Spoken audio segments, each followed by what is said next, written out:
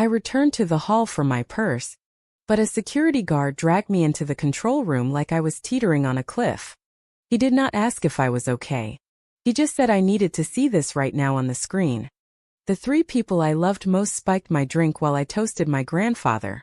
My future did not end there because of betrayal. It ended because I realized they were framing me as incompetent to steal everything. My name is Violet Garcia, and I was exactly 2 minutes away from the end of my life. Not my biological life, of course. My heart would keep beating and my lungs would keep drawing air. But the life I had built, the identity I had crafted, and the future I had mapped out were about to be executed in a small windowless room while the rest of St. Louis slept. It was just after midnight.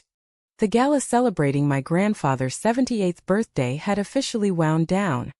The ballroom at the Ritz-Carlton was mostly empty, save for the catering staff stripping the linen tablecloths and the dull clatter of silverware being tossed into sorting bins. The air still smelled of expensive lees and prime rib, a scent that usually signaled a job well done. For me, tonight was supposed to be a triumph. I had navigated the sharks of the local zoning board, placated the investors of Blackwater Crest Holdings, and managed to keep my grandfather, Walter Callahan, happy for 5 solid hours. I was already at the valet stand when I realized I did not have my clutch. It was a vintage piece, beaded and heavy, containing my phone, my ID, and the keys to the life I thought I owned. I told the valet to hold my car. I told myself it would take 2 minutes. I turned around and walked back into the hotel, my heels clicking a sharp, solitary rhythm on the marble floor. I was halfway across the lobby, heading toward the corridor that led back to the ballroom, when a shadow detached itself from the wall. It was Elliot Rains. I knew him vaguely as the head of security for the venue, a man who usually existed in the periphery of my vision, wearing a generic black suit and an earpiece. He was a statue of a man, broad-shouldered and unreadable. The kind of person you paid to be invisible until you needed him to be a wall. Tonight, he was not invisible. He stepped directly into my path. He did not look like a man doing a routine check. His jaw was set tight, and his eyes were scanning the empty lobby behind me as if he expected an ambush. "M. Garcia," he said. His voice was low, a rumble that barely carried over the ambient hotel jazz. "I just forgot my purse." "Elliot," I said, trying to step around him. "I left it at the head table. I will be right back." He did not move. He did not blink. "You are not going back in there." My patience, already frayed by 5 hours of networking and fake smiling, began to snap. "Excuse me. My grandfather pays for this entire floor. I think I'm allowed to retrieve my property." Elliot took a half-step closer. It was an invasion of space that should have felt threatening, but instead it felt urgent, desperate. "I have your purse in the control room, but that is not why I stopped you. You need to come with me. I am tired." "Elliot, just give me the bag." "Violet," he said, using my first name for the first time in the 3 years we had professionally overlapped. The breach of protocol was so jarring that I actually stopped moving. He looked over my shoulder again, his eyes hard. "You need to see something right now before you get in your car. Before you go home to them." The way he said them sent a prickle of cold air down the back of my neck. It was not the air conditioning. It was a primal warning bell, the kind that rings deep in the reptilian brain when a predator is near. "Lead the way," I said, my voice quieter than I intended. He led me away from the ballroom, down a service corridor lined with scuffed beige paint, through a heavy steel door that required a key card swipe, and into the security control room. The room was cold, kept at a low temperature to protect the banks of servers humming against the back wall. One wall was entirely dominated by monitors, a mosaic of the hotel's life hallways, elevators, the kitchen, the valet stand, and the empty ballroom where the staff was sweeping up confetti. Elliot did not offer me a chair. He did not ask if I wanted water. He walked straight to the main console and typed in a command. A single video file filled the central screen. I pulled this from the live feed 40 minutes ago, Elliot said. His hands were gripping the back of the operator's chair, his knuckles white. I was watching the perimeter, making sure no press got too close to Mr. Callahan. I saw this happen in real time. I almost went down there to stop you from drinking it, but I knew I would not make it in time. And if I made a scene without proof, they would spin it. Spin what? I asked. The screen showed the head table. The timestamp indicated it was early in the evening, right before the main speeches. The image was crystal clear, high definition enough to see the condensation on the crystal glasses. There we were. The perfect American dynasty. My grandfather, Walter, sat in the center, looking regal and slightly frail. To his right sat my mother, Marilyn. To his left my father, Dean. Next to him was my younger brother, Logan. And there was my empty chair next to Logan. What? Elliot said on the screen. The digital violet stood up. I remembered this moment. I had stood up to go to the podium to deliver the opening toast. I looked confident in my emerald silk dress. My posture perfect. My smile practiced. I turned away from the table and walked toward the microphone stand, which was off camera. The moment my back was turned, the atmosphere at the table shifted. It was subtle. A micro change in body language that I would have missed if I were not staring at it with the intensity of a forensic analyst. My mother, Marilyn, leaned forward. She adjusted her shawl, lifting her arm in a wide sweeping motion. It looked like a casual adjustment of fabric, but on the screen it created a perfect visual wall, blocking the line of sight from the guests at the tables to her right. Simultaneously, my father Dean turned his head. He was not looking at me at the podium. He was not looking at his wife. He was scanning the room, his eyes darting left, then right. Checking the waiters, checking the guests, checking the angles. It was the look of a lookout. And then Logan, my baby brother. The boy I had tutored in math. The young man whose DUI charges I had quietly made disappear 2 years ago. The brother I was planning to promote to Vice President of Operations next month because I wanted him to feel included on the screen. Logan moved with a terrifying practice fluidity. He reached into the inner pocket of his tuxedo jacket. His hand came out, holding a small, clear vial, no larger than a tube of lip balm, in one smooth motion, shielded by our mother's raised arm and sanctioned by our father's watchful gaze. Logan uncorked the vial with his thumb. He reached over to my water goblet, the one I kept filled because I rarely drank alcohol at work events, and tipped the contents into my water. It took less than 3 seconds. Clear liquid mixed with clear water. No fizz, no color change. He capped the vial and slid it back into his pocket. Then the three of them did something that made my knees buckle. They looked at each other. They did not look guilty. They did not look fearful.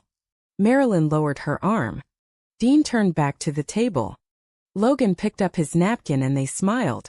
It was not a villainous mustache-twirling smirk. It was a warm, soft, affectionate smile. It was the kind of smile a family shares when they have successfully pulled off a surprise birthday party or nailed a group photo. It was a smile of camaraderie. It was a smile of intimate collaboration. It was the warmth of it that broke me. That warmth was the lie I had lived in for 34 years. Elliot paused the video. The frame froze on that tripartite smile. I felt the blood drain from my face, rushing down to my feet, leaving me elated and swaying. I reached out and gripped the edge of the control desk, my fingernails digging into the laminate. I drank that. I whispered. My voice sounded foreign, like it was coming from underwater. I came back to the table after the toast. I was thirsty. I drank the whole glass. I remembered the taste. It had tasted like water. Just water.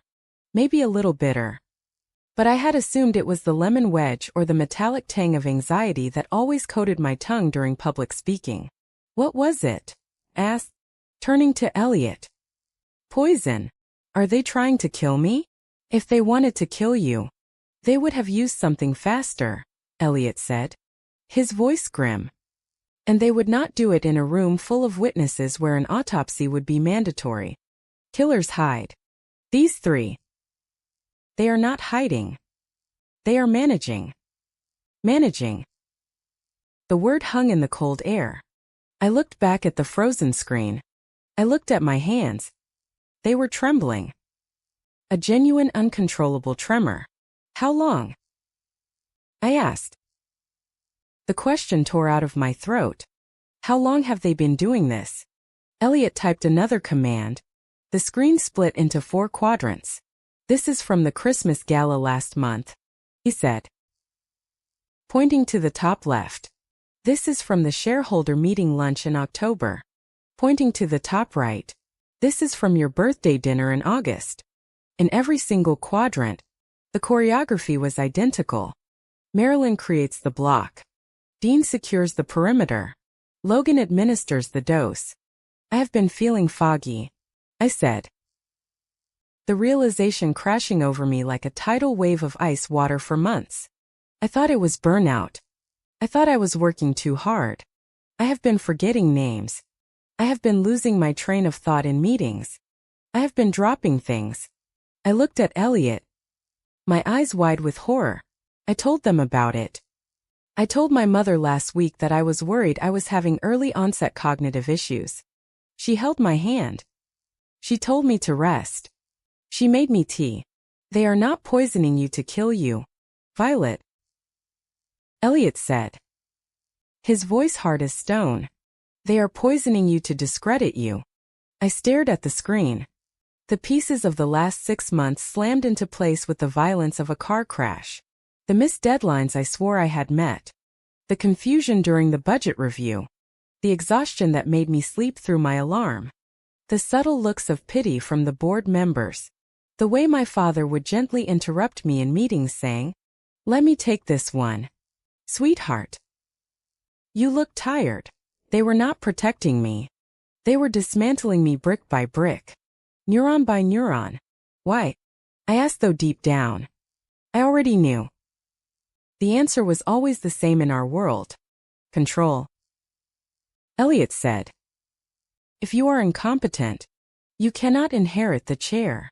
If you are mentally unstable, you cannot control the trust. If you are sick, you need a guardian. A guardian. That was the end game. They did not just want my job. They wanted my autonomy.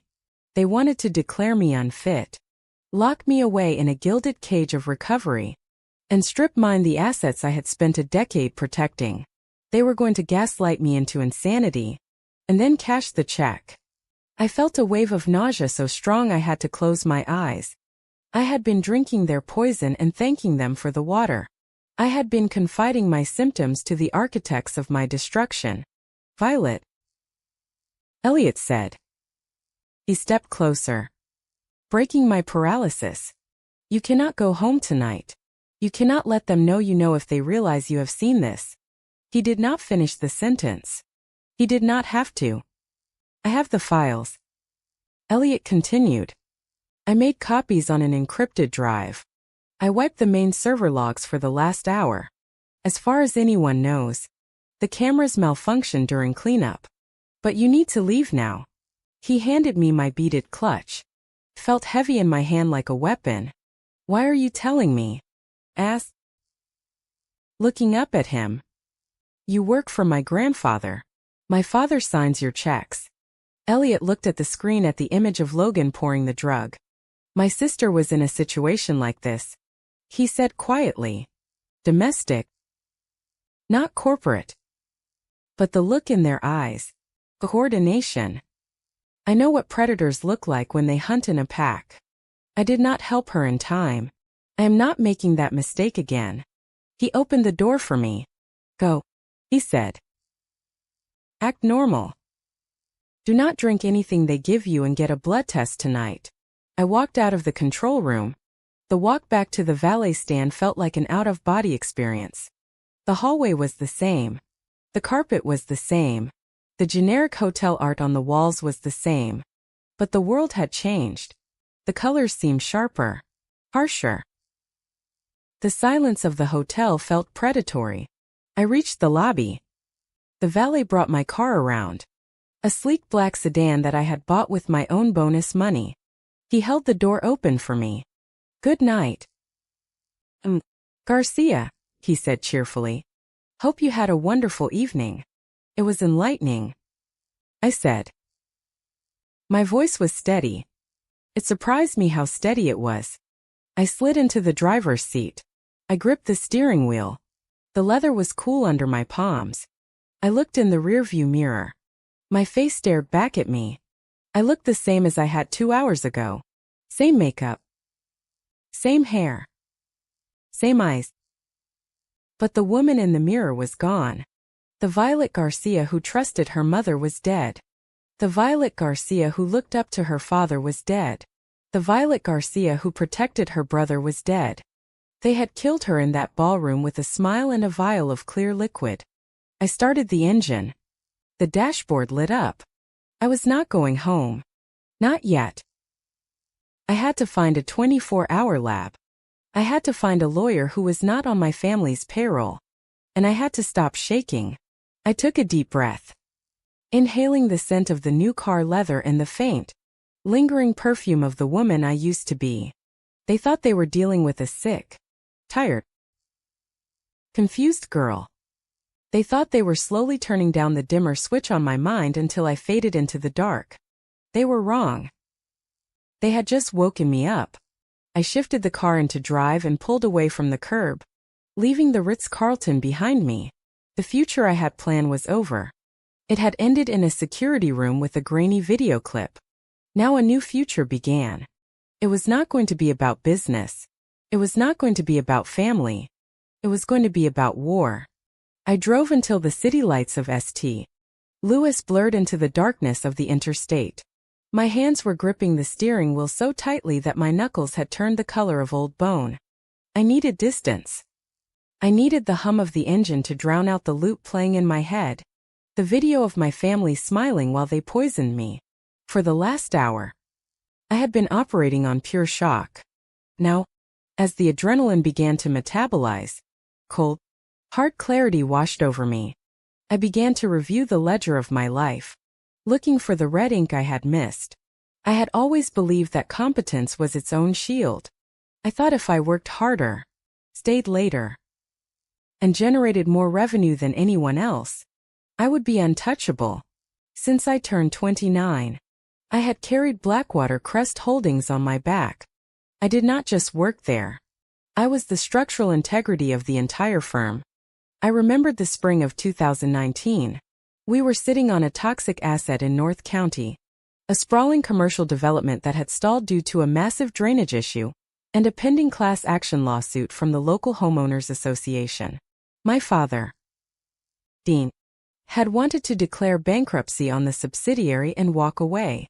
It would have ruined our credit rating for a decade. I refused. I spent 6 months living out of a trailer on the construction site. I negotiated with the city council for a zoning variance. I sat in living rooms with angry homeowners, drinking bad coffee and listening to their grievances until I forged a settlement that cost us less than 10% of the projected legal fees. I turned a $40 million liability into a premier mixed-use complex that now generated $3 million a year in passive revenue.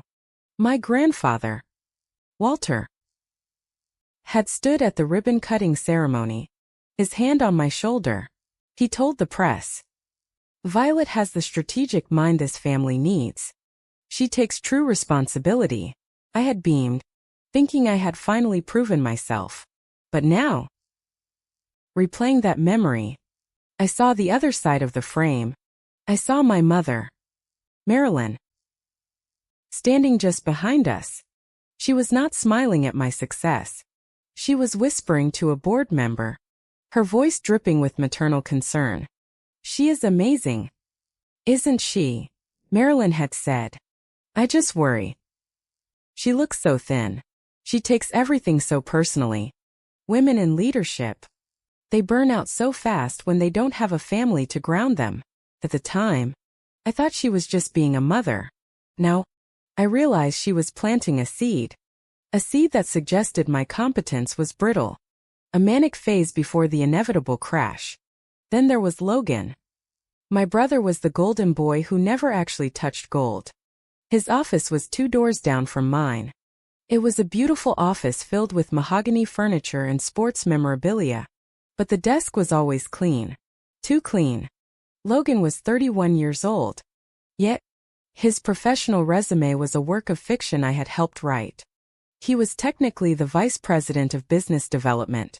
In reality, that meant he went to golf tournaments in Florida and hosted dinners in Las Vegas. Whenever I asked where Logan was during a crisis, my father would wave a hand dismissively. He is networking. Violet. He is building the soft power. We need that stability for the future. You are the engine. But Logan is the paint job. People like the paint job. I had swallowed my resentment because I loved him. I thought he was just lazy. I thought he was harmless. I was wrong. He wasn't lazy. He was an actor. And for the last 6 months, he had been playing the role of the concerned brother, while I played the role of the deteriorating sister. The timeline Elliot showed me in the security room matched perfectly with the decline of my health. It started about 8 months ago. I began to feel a heaviness in my limbs, a mental fog that refused to lift no matter how much espresso I drank. I would sit in meetings listening to financial reports, and suddenly the numbers would swim on the page. I would lose the thread of a sentence halfway through speaking it. I blamed myself. I thought it was stress. I thought I was simply not good enough. And every time I stumbled, they were there to catch me, not to help me up, but to hold me down. I remembered a lunch meeting 3 weeks ago with the zoning commissioner. It was a high-stakes negotiation. Halfway through the appetizer, I felt a sudden wave of dizziness. My speech slurred slightly. I had to grip the table to keep the room from spinning. My father had immediately placed a hand on my arm. He didn't look at me. He looked at the commissioner. I am so sorry, Dean had said. His voice smooth and apologetic. Violet has been under a tremendous amount of pressure lately. We have been trying to get her to take a sabbatical. She pushes herself too hard and sometimes the cracks show. He had signaled the waiter to take my wine glass away even though I had only taken 1 sip. It was a masterful performance. To the commissioner, it looked like a father protecting his overworked daughter. But in reality, he was confirming a narrative. Violet Garcia is unstable. Violet Garcia is cracking. I merged onto the highway exit that led toward the medical district. I needed that blood test. I needed empirical data. As I waited at a red light, a terrifying realization settled in my gut. This wasn't just about the CEO position. If they just wanted the job, they could have outvoted me at the board level. They had the numbers. No, this was deeper. This was about ownership. I own 30% of Blackwater Crest directly, a gift from my grandmother before she passed. I was also the primary beneficiary of the Callahan Family Trust, which controlled another 20%. Together, I held the controlling interest. They couldn't fire me. They couldn't vote me out unless I was legally incapacitated. The thought made my blood run cold. If they could prove a pattern of cognitive decline, memory loss, public outbursts, erratic behavior, substance issues, they could petition the court. They could argue that I was a danger to myself and the company's assets. They weren't trying to fire me. They were trying to place me under a conservatorship. They wanted to become my legal guardians. If they succeeded, I would become a child in the eyes of the law. My father would control my shares. My mother would control my bank accounts. Logan would take my title and I would be sent away to some quiet, expensive facility to rest while they stripped the company for parts. I would be a ghost in my own life. I pulled into the parking lot of the private forensic lab Elliot had recommended. It was a nondescript brick building, the kind of place that handled paternity tests and corporate drug screenings. Before I got out of the car, I pulled out my phone. My hands were shaking less now. The anger was stabilizing them. I opened my calendar app. I wanted to see what was coming. I wanted to see their endgame. There it was. 2 weeks from Saturday. The Callahan Legacy Gala. My mother had been planning it for months. She told me it was a celebration of the company's 50th anniversary. She said it was going to be a night to remember. I tapped on the event details. The guest list was massive. 300 people. The mayor. The state senator. The entire board of directors. Every major investor in the Midwest. My mother had sent me a draft of the itinerary yesterday. I hadn't looked at it closely then because I was too busy reviewing contracts. I opened the attachment now. 7 Peak on M cocktails 8 Pant M dinner 9 Peak on M keynote address by Walter Callahan 9:30 p.m. M. A special announcement regarding the future leadership of Blackwater Crest. I stared at the screen until the pixels blurred. They weren't going to wait for a court date, they were going to do it publicly, going to use that party to stage my final breakdown. They would drug me heavily, perhaps more than usual. I would slur my words on stage. I might faint. Maybe I would become aggressive. And then, with the entire St. Louis elite watching, my father would step in. He would take the microphone. He would look sad and burdened. He would announce that regrettably, due to my ongoing health struggles, the family was stepping in to take control. It would be a mercy killing of my reputation. No judge would deny their petition after a public spectacle like that. I turned off the phone and shoved it into my pocket. They had a plan. They had a timeline. They had a date circled in red where they would bury Violet Garcia alive. I looked up at the neon sign of the laboratory. They thought they were writing a tragedy about a woman who lost her mind. They thought I was the character who exits stage left, weeping into a handkerchief. I opened the car door and stepped out into the cool night air. They had the wrong script. I wasn't going to be the victim who fades away. I was going to be the villain they never saw coming. 2 weeks. I had 14 days. 14 days to find out exactly what they were putting in my body. 14 days to trace the money. 14 days to build a trap so intricate, so devastating that when they stepped into it, they wouldn't even hear the snap until their necks were already broken. I walked toward the lab entrance. My heels clicked on the pavement, sharp and rhythmic. The party was in 2 weeks. I would be there. And I would make sure it was a night to remember. Just not the one they were expecting. Midwest Forensic Lab sat in an industrial park 10 miles west of the city limits. A squat gray box of a building that hummed with the sound of industrial ventilation. It was the kind of place that did not have a reception area designed for comfort. There were no magazines, no potted plants, and certainly no warm smiles. It was a place for paternity disputes, court-ordered drug screenings, and the quiet confirmation of worst-case scenarios. I walked in at 2 in the morning. The fluorescent lights overhead buzzed with a sound that felt like it was drilling directly into my skull. The night shift technician was a woman named Sarah, who looked at my emerald silk evening gown, and then at my frantic eyes with a professional detachment that I appreciated. I did not tell her I was the CEO of Blackwater Crest. I did not tell her my brother had poisoned me. I simply handed her a credit card and asked for the most comprehensive toxicology screen money could buy. I wanted a rush order. I wanted to know everything that was swimming in my veins down to the last molecule. While Sarah led me to the back to draw blood, I sent a text message to Elliot Rains. I typed 2 sentences. I am at Midwest Forensics. I need everything you have. The needle sliding into my arm felt like a violation. Yet, it was also the first honest thing that had happened to me all night. The blood filling the vial was dark and rich. It was mine for now. At least it was still mine.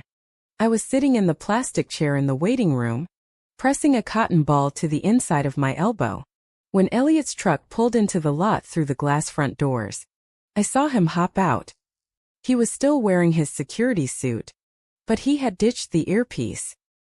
He carried a brown paper bag in his hand with the reverence one might usually reserve for a religious artifact. He came inside, bringing a gust of cool night air with him. He did not say hello. He sat in the chair opposite me, his knees almost touching mine in the cramped space. "I brought it," he said, his voice low. He opened the brown bag and pulled out a clear evidence bag. Inside was a crystal water goblet. I stared at it. It was the glass from the table. My glass. There was a faint smudge of my red lipstick on the rim. "How?" I asked. "I moved fast," Elliot said. "After you left the control room, I went straight to the ballroom. The busboys were already clearing the head table. I told the kid working your section that I needed to secure the glacier for a breakage inventory. He didn't care. I grabbed this before he could dump it." He placed the bagged glass on the low table between us. "There is about an inch of liquid left in the bottom," he said. "It should be enough for a direct sample. It is better than blood work because it has not been metabolized yet. This is the raw product." I looked at the glass, then up at his face. "Why are you doing this, Elliot? You could lose your job. You could get blacklisted." Elliot leaned back, crossing his arms over his chest. He looked tired, the lines around his eyes deepening under the harsh lights. "I told you about my sister," he said. "But it is more than that. I have worked at the Ritz for 6 years. I have seen a lot of powerful people do a lot of ugly things. Usually it is just infidelity or petty theft. But this," he gestured toward the glass. "This is systematic. It is cold. And I watched you tonight. You walked back in there to get your purse with your head held high. You did not scream. You did not cry. You started thinking." He met my gaze, his expression solid and grounding. "I respect that. And I do not want this to sink. If they get away with this, they will do it again. Maybe to you. Maybe to someone else. I am not letting that happen on my watch." He reached into his pocket and pulled out a USB drive. "I also went through the secondary camera angles," he said. "The first video I showed you was from the main ceiling mount. It was wide. But we have a PTZ camera pan tilt zoom mounted on the north pillar. It was focused on the floral arrangement, but the depth of field caught your brother perfectly." He pulled out his phone and connected the drive with an adapter. He tapped the screen and turned it toward me. The image was sharper than the first one. It was a side profile of Logan. I could see the sweat on his upper lip. I could see the tension in his jaw. He reached into his jacket. On this angle, I could see the vial clearly. It was small, made of glass with a black rubber stopper. It looked like something from a chemistry set or perhaps a high-end essential oil bottle. But the way he handled it, thumb popping the cap, the quick tilt of the wrist, it was practiced. "Look at his hand," Elliot pointed out. I watched closely. After he poured the liquid, Logan wiped the rim of the vial on the inside of his pocket lining before capping it. He is wiping off the drip. Elliot said he knows whatever is in there is potent. He does not want it touching his skin or staining his jacket. Sarah, the technician, came back out. She looked at the evidence bag on the table and raised an eyebrow. "I assume you want me to test that, too?" she asked. "Please," I said. "Whatever is in that glass is also in me. I need to know what I am fighting." The next 2 hours were the longest of my life. Elliot and I sat in silence for most of it. There was nothing to say that wouldn't sound like a cliché. The silence wasn't awkward. It was the heavy loaded silence of soldiers waiting for the artillery to start. At 4:30 in the morning, a man in a white lab coat emerged from the back. This was Dr. Evans, the lead toxicologist who had been called in due to the rush request. He held a clipboard and looked at me with a mixture of curiosity and concern. "M. Garcia?" he asked. I stood up. "Yes. Come on back," he said. "You too, sir. If you are with her, We followed him into a small office cluttered with paperwork and computer screens showing jagged line graphs. "Dear." Evans sat behind his desk and gestured for us to sit. We ran a full spectrum analysis on both the blood sample and the liquid in the glass. "Dear." Evans began. He adjusted his glasses. "We found a match." "What is it?" asked, bracing myself. "It is a cocktail, der," Zahn said. "A very sophisticated one. The base is a benzoazepine derivative, something similar to Xanax, but modified to be faster acting and shorter lasting. But it is mixed with a secondary compound, a scopolamine antagonist." I stared at him blankly. In English. "Becker." "It is a cognition dampener," he said bluntly. "The sedative relaxes you, makes you compliant and physically slow. The scopolamine element attacks short-term memory formation and executive function. It creates a state of high suggestibility and confusion." He tapped the graph on his screen. "This is not a recreational drug. Garcia. This is not something people take to get high. This is something you give to someone to make them seem incompetent." The word hung in the air. Incompetent. If you were under the influence of this, dear. Evans continued. You would have trouble focusing on complex tasks. You would forget conversations you had 5 minutes ago. You would struggle with emotional regulation. You might cry easily or get irrationally angry. To an outside observer, or even to a doctor who didn't run this specific test, it would look exactly like severe burnout, early onset dementia, or a nervous breakdown. I felt the blood drain from my face. It was exactly what my mother had been whispering to the board. She is fragile. She is forgetting things. Is it permanent? I asked, my voice barely a whisper. The acute effects wear off in about 6 hours. Dear. Nevin said. That is why you feel foggy but then recover. However, the report shows you have trace amounts of the metabolite in your blood that suggests chronic exposure. You have been ingesting this regularly, maybe 2 or 3 times a week for several months. If I keep taking it, I asked. Dear. Evans looked grim. Long-term exposure to these compounds can cause permanent neural pathway degradation. But the more immediate danger is the behavioral profile. If you went to a court-appointed psychologist right now, while this is in your system, they would diagnose you with cognitive impairment. You would fail a standard competency evaluation. I sat back in the chair. The pieces of the puzzle weren't just fitting together. They were locking into a prison cell around me. They were building a medical history. Every time I forgot a meeting, every time I stumbled over my words at dinner, every time I had to go lie down in my office because the room was spinning, it was all documented. My father probably had a log. My mother probably had notes in her diary. If they have this documentation, Elliot said, speaking for the first time, his voice raspy, they can use it to file for guardianship. Exactly. Dear. Evan said it is a chemical frame-up. They are manufacturing a disability. I looked at the clipboard. I need that report. I need it certified. I need every graph, every number, every timestamp. You will have it. Dr. Evans said. But MS. Garcia.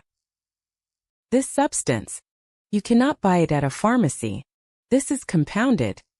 Someone made this specifically for this purpose. You are looking for a source. We left the lab as the sun was beginning to bleed gray light into the eastern sky. The air was damp and cold. I stood by my car holding the thick envelope containing the report. It was heavy. It was the weight of my life, distilled into paper. The fear that had been vibrating in my chest all night had vanished. In its place was something else. Something colder. Something sharper. It was the clarity of a surgeon picking up a scalpel. I looked at Elliot. This report proves I was drugged. But it does not prove who did it. The video shows Logan pouring it. But a good lawyer could argue it was just a sweetener or a supplement or that I asked him to do it. It is a start. Elliot argued. It is a shield. I corrected him. I need a sword. I looked out at the empty parking lot. My family had spent months gaslighting me. They had made me doubt my own mind. They had made me question my own sanity. To destroy them, I said. My voice steady and low. I need to find the supply. I need to find the actual bottle Logan used. And more importantly, I need to know why now. Why are they accelerating the timeline? Money, Elliot said. It is always money. We are wealthy. I said. We have always been wealthy. This feels desperate. They are rushing toward that gala. They are risking exposure because they are on a clock. I opened my car door. The video is just the bait, I said. Thinking aloud. If I go to the police now, they will lawyer up. They will hide the assets. They will claim I am hallucinating. And the video is grainy enough to create reasonable doubt. I need to catch them with the smoking gun. Where is the gun? Elliot asked. I looked back toward the city, toward the sprawling estate in the suburbs where I grew up, the house where I learned to walk, the house where I learned to read, the house where my family was currently sleeping, dreaming of the day they would lock me away. The gun is in the house, I said. Logan is arrogant. He kept the vial in his pocket. He wiped it. But he didn't throw it away at the party. He took it home. I turned the ignition. The engine purred to life. I am going to find it, I said. I am going to find the drugs. I am going to find the financial records. And I'm going to find out exactly how much my life is worth to them. Elliot nodded. I will keep the digital copies safe. Be careful. Violet. If they catch you looking, they won't catch me, I said. Shifting the car into gear. Because they think I am already broken. They think I am a confused, tired little girl who needs a nap. I pulled out of the lot. Driving toward the sunrise. I wasn't confused anymore. I was wide awake. And I was going hunting. Saturday morning arrived with a lean sky that matched the weight in my chest. The Callahan estate was a sprawling Georgian manor that usually felt like a fortress. But today it felt like a stage set where everyone knew their lines except the audience. And I was the only audience left. The family was preparing for the annual Founders Brunch at the Bellara Country Club. It was a high-visibility event. The kind where business deals were sealed over mimosas and golf handicaps were lied about with a smile. Under normal circumstances, I would have been the first one in the car, armed with a binder of talking points and a smile sharp enough to cut glass. Today, however, I was playing the role of the invalid. I lay in my bed wearing a silk robe that felt too heavy, my hair deliberately unwashed and pulled back into a messy knot. I had skipped foundation and concealer, letting the dark circles under my eyes, which were real, thanks to 3 nights of insomnia, stand out in stark relief against my pale skin. My bedroom door creaked open. It was my mother, Marilyn. She was dressed in a navy Chanel suit, looking every inch the matriarch. She held a glass of water in a single pill on a small porcelain saucer. Violet. Darling, she cooed, her voice dripping with a sweetness that made my stomach churn. We are about to leave. Are you sure you do not want to come? The senator will be there. I can't. Mom, I said, making my voice sound thin and brittle. My head is pounding. The room is spinning again.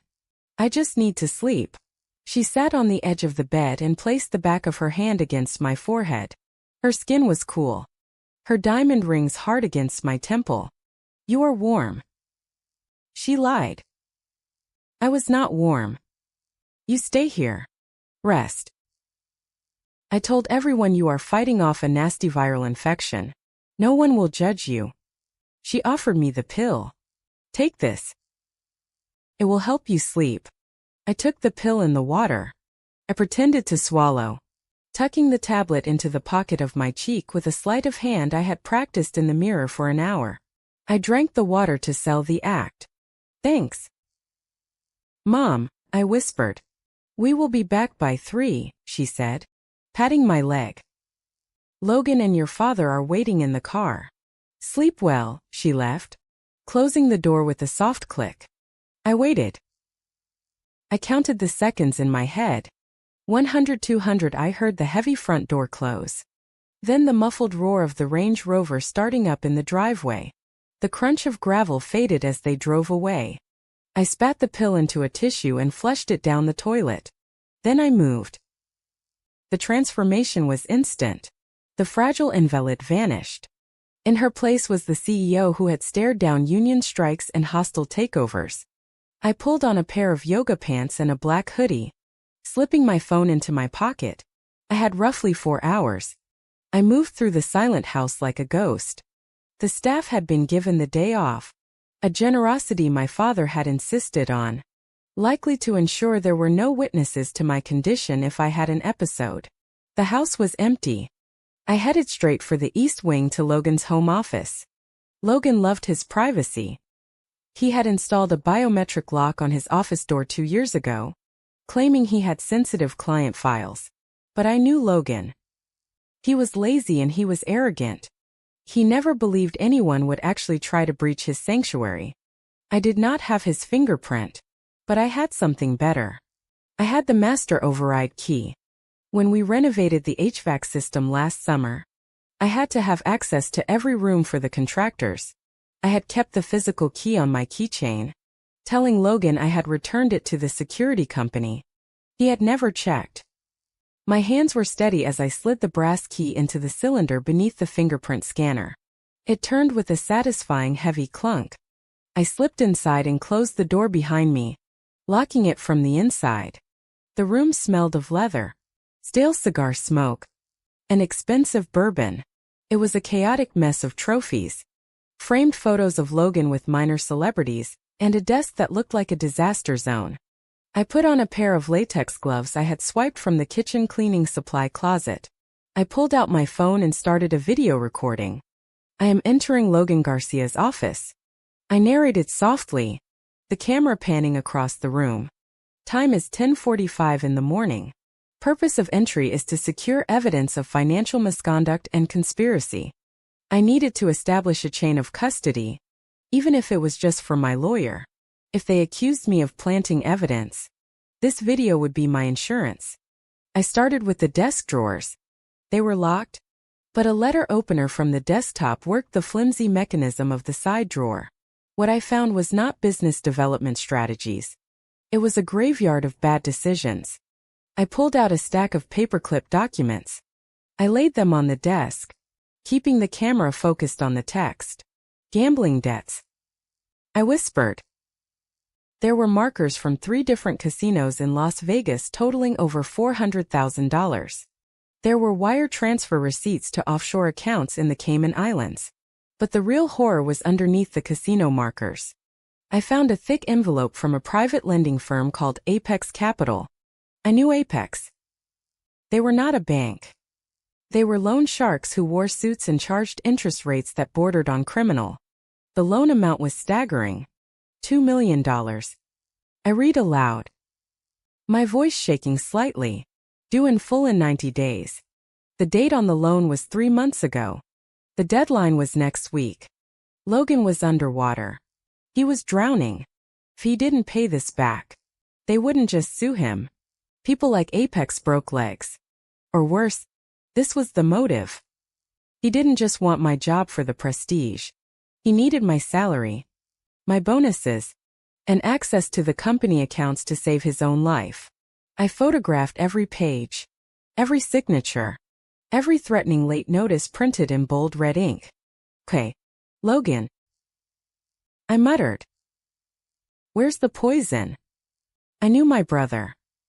He was sentimental about his vices. He wouldn't throw the vial away. He would keep it as a trophy, a symbol of his cleverness. I searched the bookshelves. I checked the humidor. Nothing. Then I saw it. An antique globe stand in the corner of the room. It was a 19th century piece our grandfather had given him. Logan used to brag about the secret compartment in the base where bootleggers used to hide flask whiskey. I walked over to the globe. I tilted the sphere back and pressed the hidden latch near the equator line. A small drawer popped out of the wooden base. My heart hammered against my ribs. Inside, nestled in a bed of velvet, was the vial. It was identical to the one in the video. Small glass bottle. Black rubber stopper. I picked it up carefully with my gloved hand, bringing it close to the phone's camera lens. Found in the secret compartment of the antique globe in Logan's office, I narrated. The vial was not empty. There was a residue at the bottom. A few drops of clear, viscous liquid clinging to the glass. Residue present. I said, "This goes to the lab." I placed the vial into a Ziploc bag I had brought with me. I was about to close the globe when I saw the edge of a manila folder tucked underneath the velvet lining. I pulled it out. The label on the tab was handwritten in my father's distinct sharp script. Guardianship Strategy VG. The air left my lungs. I opened the folder. It was not just a plan. It was a screenplay for my destruction. There were emails between my father and a crooked psychiatrist named Dr. Eris. They discussed symptom escalation and legal precedents for involuntary commitment. There was a draft of a petition to the probate court already filled out. Petitioner Dean Garcia. Respondent Violet Garcia. Reason: severe cognitive decline, paranoia, inability to manage financial affairs. And then the kicker. A timeline titled Asset Liquidation. They weren't just going to manage my money. They were going to sell my shares. The buyer was listed as a shell company, but I recognized the address. It traced back to a rival developer we had been fighting for years. They were going to sell my birthright to our enemies to pay off Logan's gambling debts and fund their own retirements. I felt a wave of nausea so violent I had to lean against the desk. This wasn't just greed. This was an execution. They were going to erase me. Suddenly, a sound cut through the silence of the house. The crunch of tires on gravel. I froze. I checked my watch. It was only 11:15. They were supposed to be gone until 3. Why were they back? Car doors slammed. Voices drifted up from the driveway. I forgot the portfolio. Dean. I cannot meet him without the portfolio. It was Logan. He sounded frantic. Just hurry up, my father shouted. We are already late. Panic. Cold. An electric shot through my veins. Logan was coming up here to this room to get a portfolio. I was trapped. I had maybe 60 seconds before he walked through that door. I scrambled. I shoved the guardianship folder back under the velvet lining of the globe. I snapped the secret drawer shut. I spun the globe to its original position. I grabbed the financial documents from the desk. I couldn't organize them perfectly. I just shoved them back into the side drawer. Was the paper clip on the left or the right? I couldn't remember.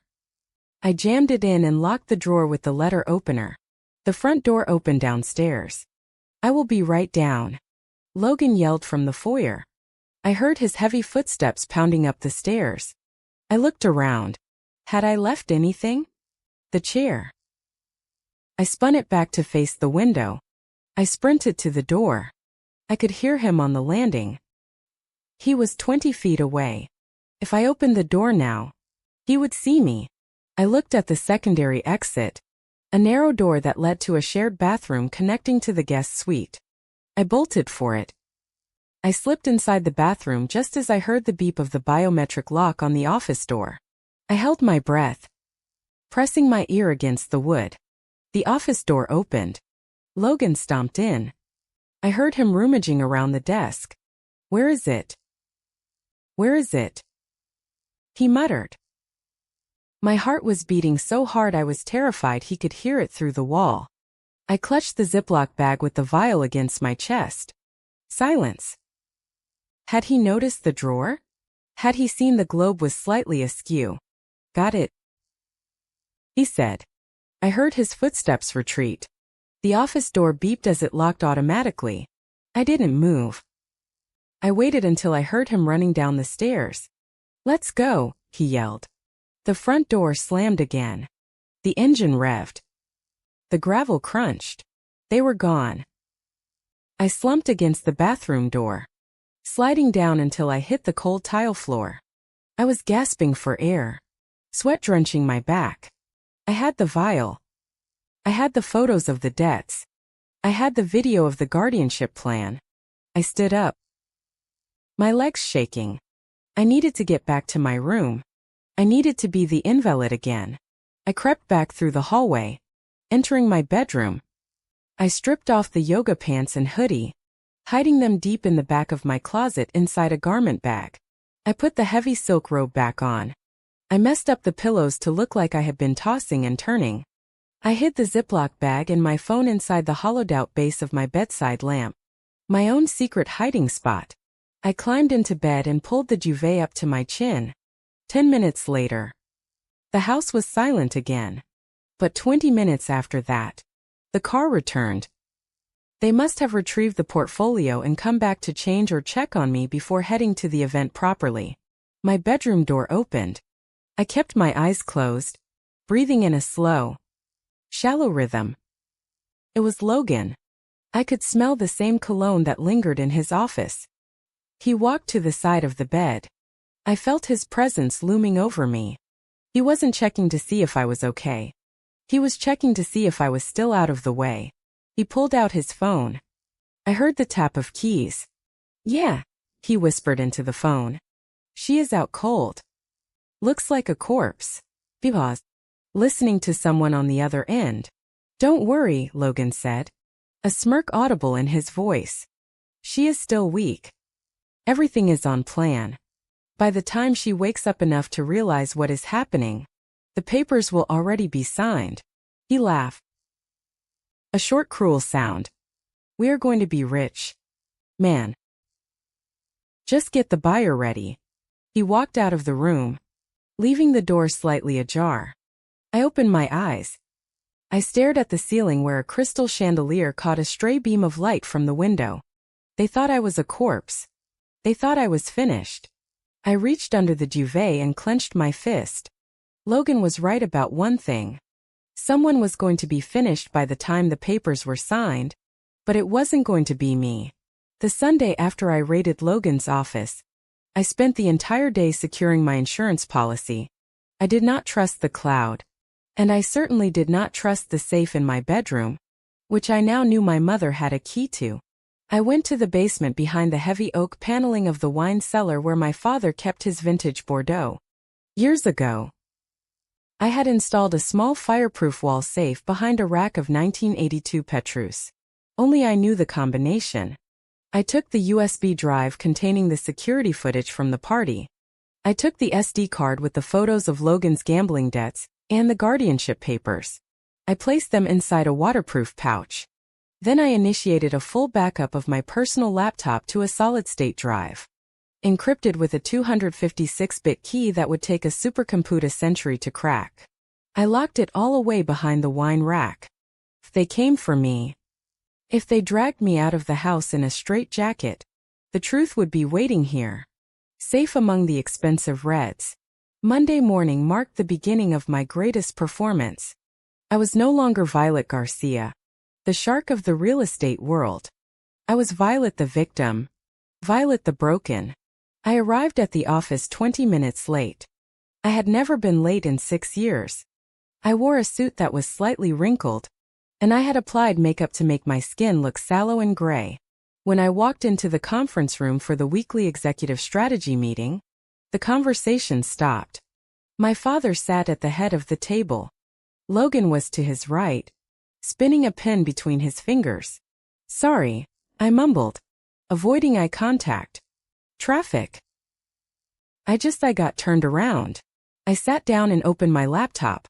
I fumbled with the password, typing it wrong twice on purpose so the projector screen would show the login failed error message to the entire room. "Take your time." "Violet," my father said.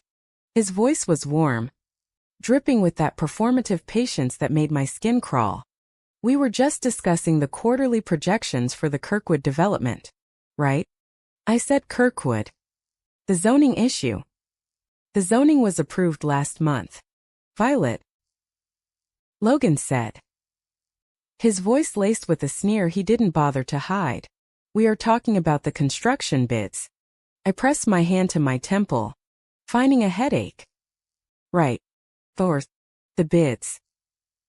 I thought we were going with who was it? The company from Chicago.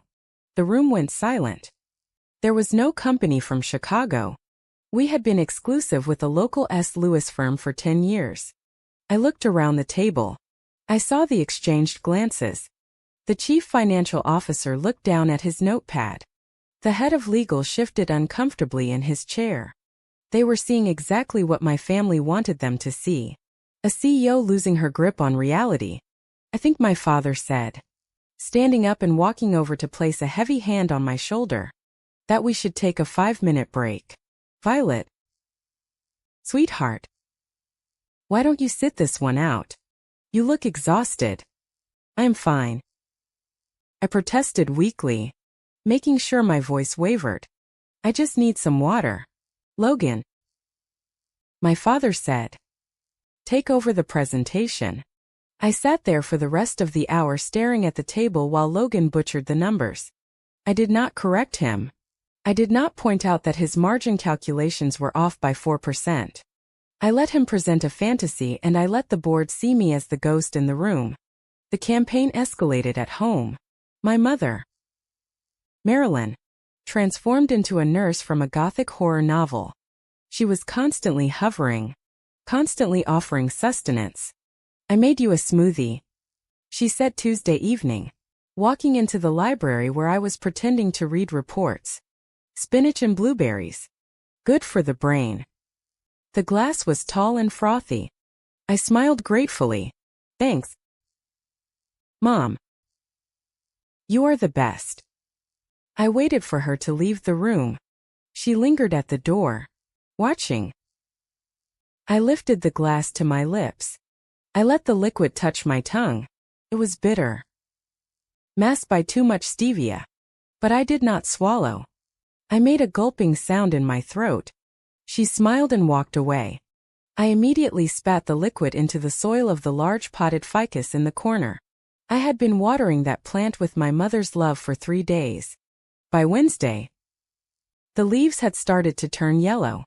I survived on protein bars I kept hidden in the hollowed-out heel of my winter boots, and water from sealed bottles I bought at gas stations on my way home. I was starving, but the hunger kept me sharp. It kept the anger burning hot and clean in my gut. But acting weak was not enough. I needed to force their hand. I needed them to admit on record what the ultimate goal was.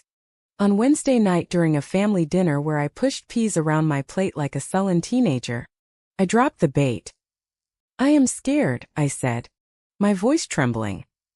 I was driving today and I couldn't remember where the office was. I ended up 3 exits down the highway. My father put down his fork. My mother covered her mouth with her hand. Oh, Violet, she whispered. I made an appointment. I lied with Dr. Sterling. He is a neurologist at Barnes Jewish Hospital. I am seeing him on Thursday morning for a full cognitive evaluation. I need to know if I have what Grandma had. The silence at the table was absolute. I saw the panic flare in Logan's eyes. If I saw an independent, reputable neurologist, and he declared me clean stressed, maybe, but cognitively sound, their entire guardianship strategy would collapse. They needed their crooked doctor, the one I had seen in the file to make the diagnosis. An honest opinion would ruin everything. Thursday, my father asked. That is very soon. Do you think you are up for a hospital visit alone? I have to know. I said. I can't live like this. I excused myself and went upstairs. I did not go to my room. I went to the linen closet at the top of the landing, which shared a wall with the back terrace where Logan liked to smoke his evening cigar. I cracked the window of the closet open just an inch. I held my phone up, the voice recorder app open, and the gain turned all the way up. 3 minutes later, the terrace door opened. I heard the flick of a lighter, then the sound of a number being dialed. "It is me." Logan's voice came through the crack, low and urgent. "We have a problem. She booked an appointment with Sterling for tomorrow." Pause. I know Sterling is legit. That is the problem. If he scans her brain and finds out she is fine, or worse, finds the traces of the compound before we can flush it, we are dead. The guardianship petition requires a diagnosis of permanent incapacity. Sterling won't give us that. My heart hammered against my ribs. There it was. The word guardianship. Yeah. Dad knows. Logan continued. "We need to stop her from going or yeah. Exactly. The party is Saturday. We just need to keep her confused until then. Once the announcement is made on stage and she melts down in front of the cameras, no one will believe a second opinion. We own the narrative." He laughed.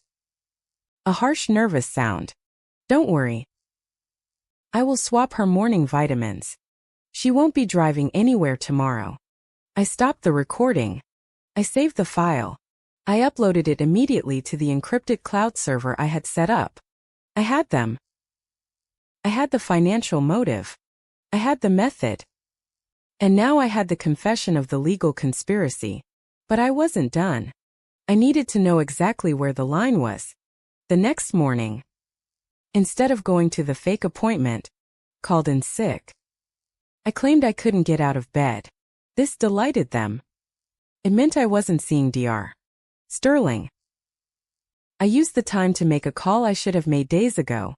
I used a burner phone I had bought with cash. "Dana Clean." The voice on the other end answered. She was a criminal defense attorney known for being expensive and ruthless. She was not a family friend. She was a shark who ate other sharks. "I need to know the laws regarding recording conversations in Missouri," I said, skipping the pleasantries. "Specifically, if I am a party to the conversation or if I am recording in my own home where I have an expectation of privacy." "Missouri is a one-party consent state," Dana said immediately. "As long as you are present or one party consents, it is legal. But if you are recording two other people and you are not part of the chat that is wiretapping, that is a felony. Unless what? Unless you can prove there was no reasonable expectation of privacy, or if the recording captures the commission of a violent crime or conspiracy to cause bodily harm." "Why? Who are you recording?" "My family," I said. "They are poisoning me to force a conservatorship." Silence on the line. Then the sound of a pen clicking. "I am listening," Dana said. "And if you have proof of poisoning, the wiretapping issue becomes secondary to attempted grievous bodily harm. Do you have samples?" "I have the poison," I said. "I have the blood work and I have them discussing the legal setup." "Don't bring it to the police yet," Dana advised. "Local cops fumble white-collar conspiracies. They will treat it like a domestic dispute. You need to package this so tight that when we drop it, the district attorney has no choice but to indict. Bring me everything." "Not yet," I said. "There is one more act. They are planning a finale at the gala on Saturday. I need them to commit to the act in public. I need witnesses. That is dangerous," Dana warned. "If they are desperate and you corner them." "I am not cornering them," I said. "I am letting them think they have cornered me." I hung up. I spent the rest of all of Friday in a self-imposed detox. I poured the vitamins Logan left for me down the sink. I drank 4 L of water a day. I took activated charcoal capsules I had smuggled in to bind any remaining toxins in my gut. I did high-intensity interval training in my locked bedroom with the music low, sweating out the chemicals, forcing my metabolism to burn through the fog. It worked. By Friday night, the heaviness behind my eyes was gone. My memory was sharp. I could recall the closing price of the Nasdaq from 3 weeks ago. I could recite the periodic table. My hands were steady. I looked in the mirror. I looked terrible. My hair was greasy. My skin was pale from the lack of sunlight. And I had deliberately foregone my moisturizing routine to enhance the wrinkles around my eyes. But the eyes themselves, they were clear. They were predatory. I heard a knock at the door. Violet. It was my father. Can we come in? I slumped my shoulders. I let my jaw go slack. I sat on the edge of the bed and stared at the floor. Come in. I whispered. Dean and Marilyn entered. They were holding a garment bag. We brought your dress for tomorrow, Marilyn said softly. For the gala. We think you should come just for an hour. It would mean so much to your grandfather to see you. I don't know, I said, letting a tremor enter my voice. I feel so lost. We will be right there with you, Dean said. We will hold you up. We have a big announcement to make. And we want you on stage with us. You won't have to say a word. Just stand there and smile. I looked up at them. I let my eyes fill with tears. Okay, I said. I will do it for Grandpa. They exchanged a look. It was the same look from the video. The look of a trap snapping shut. Good girl. My father said. Get some rest. Tomorrow is a big day. They left the room, closing the door on the daughter they thought they had broken. I stood up. I walked to the garment bag and unzipped it. It was a beautiful dress. Silver. Shimmering. Almost like armor. I ran my hand over the fabric. Yes, I said to the empty room. Tomorrow is a big day. I wasn't going to just stand there and smile. I was going to burn their house down. And I was going to use the microphone they gave me to strike the match. I knew I could not fight a war on two fronts without a general. My family had the numbers, the element of surprise and the ruthlessness of the desperate. I had the truth. But truth is a fragile thing in a courtroom if you do not have the paperwork to back it up. I needed Graham Sutter. Graham was my grandfather's oldest friend. They had built the foundation of the St. Louis business community together in the 70s, back when deals were made with handshakes and scotch, rather than lawyers and digital signatures. Graham was the trustee of the Callahan Family Trust, a man who treated fiduciary duty like a religious vow. He was 80 years old, sharp as a razor, and the only person in the world Walter Callahan listened to without interruption. I drove to his residence in Clayton just after dawn on Friday morning. I had slipped out of the house before the staff arrived, wearing my running clothes to look like I was just going for a jog. I parked 2 blocks away and walked to his front door, clutching the waterproof pouch that contained my life. Graham opened the door himself, wearing a silk dressing gown and holding a cup of black coffee. He looked at my face. No makeup. Dark circles. Eyes burning with manic intensity. And he did not ask if I was okay. He simply stepped back and held the door open. We sat in his study. It was a room that smelled of cedar and old leather. A sanctuary of silence. I did not speak for the first 10 minutes. I simply laid out the evidence on his mahogany desk. The photos of Logan's gambling debts. The toxicology report from Midwest Forensics. The video clip of the poisoning. The audio recording of my brother and father plotting to have me committed. Graham went through the documents slowly. He put on his reading glasses. He picked up the photos. He listened to the audio file on my phone. When he finished, he took off his glasses and placed them gently on the desk. His hands were trembling, not from age, but from a rage so profound it seemed to lower the temperature in the room. I held Logan when he was 3 days old. Graham said softly, I gave Dean his first loan when he wanted to start his own venture. I thought they were just greedy. I thought they were just mediocre men living in Walter's shadow. He looked up at me, his eyes hard and wet. This is not mediocrity, Violet. This is evil. This is a conspiracy to commit bodily harm and grand larceny. This is not a family matter anymore. They are going to announce the transition tomorrow night. I said they are going to trigger a public breakdown, and then file the papers on Monday morning. If they get emergency guardianship, they get control of my voting shares. They get the trust. Graham stood up and walked to the wall safe behind a painting of a hunting scene. He spun the dial with practiced precision. They will get nothing, he growled. He pulled out a heavy-bound ledger and a stack of certificates. These are the original bearer bonds and the physical stock certificates for the Callahan Trust, he said. As long as these are in my possession, they can argue whatever they want in court, but they cannot liquidate the assets. However, if a judge grants your father power of attorney over you, he can fire me as trustee. He can claim I am mismanaging the funds. We need to move them, I said.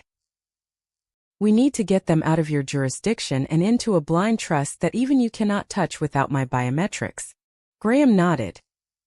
I have a contact at a custodial bank in Zurich. We can initiate the transfer of authority this morning. But we need a lawyer here on the ground to file the injunctions the moment they make their move. I have one, I said. Dana Clean. Graham raised an eyebrow. The shark. She defends cartel bosses and white-collar criminals. I need a shark. Graham. I am done with family lawyers who want everyone to get along. We met Dana Klein an hour later at a diner in a strip mall. A place chosen specifically because it was too loud for parabolic microphones and too cheap for my family to ever set foot in. Dana was already there, nursing an iced tea. She was a striking woman, sharp-angled and intense, wearing a suit that cost more than the car I was driving. I introduced her to Graham.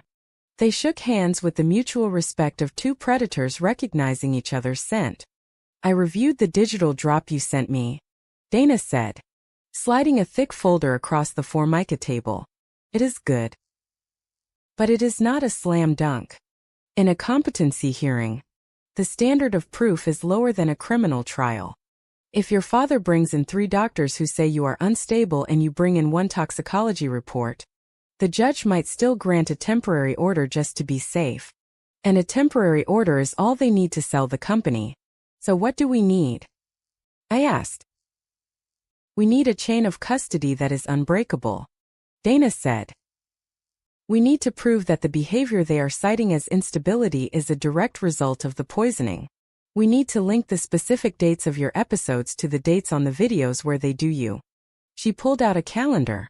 We are going to map it, she said. We are going to create a visual timeline. Dose administered on the 12th, breakdown on the 13th, dose on the 20th, memory loss on the 21st. We turn their medical history into a crime scene log. I also need to secure the backups, I said. If they find the server or if they hack my cloud, we are sharding the data, Dana explained. I have split the evidence files into 5 encrypted fragments. One is on a server in Iceland. One is in Singapore. One is on a physical drive in my office safe. One is with Graham. And the last one is on a micro SD card that you are going to wear on your person at the gala. Why me? I asked. Because you are the bait, Dana said. They need you close. They won't search you because they think you are too out of it to be a threat.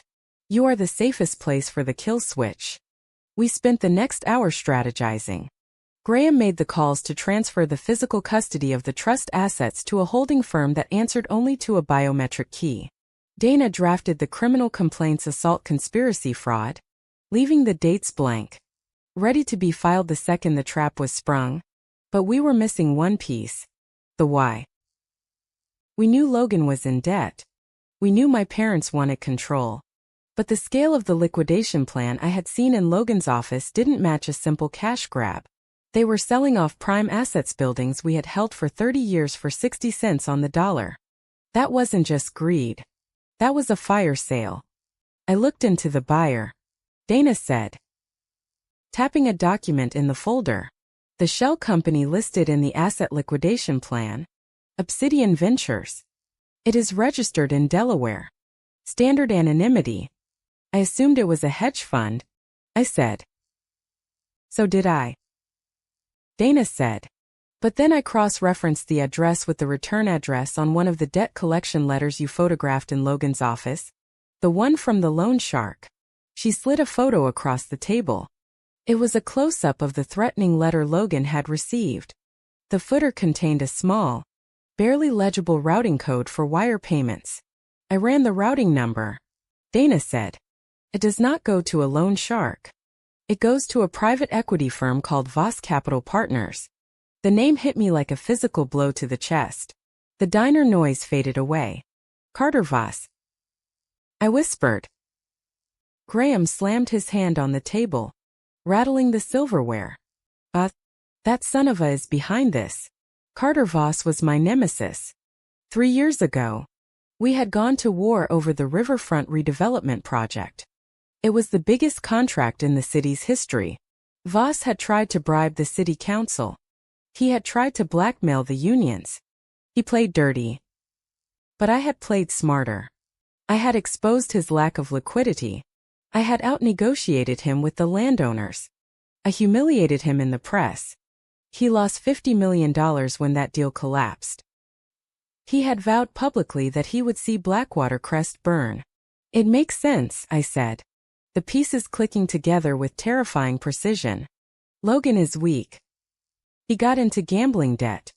He probably borrowed money from a friend of a friend, not realizing it was a Voss front.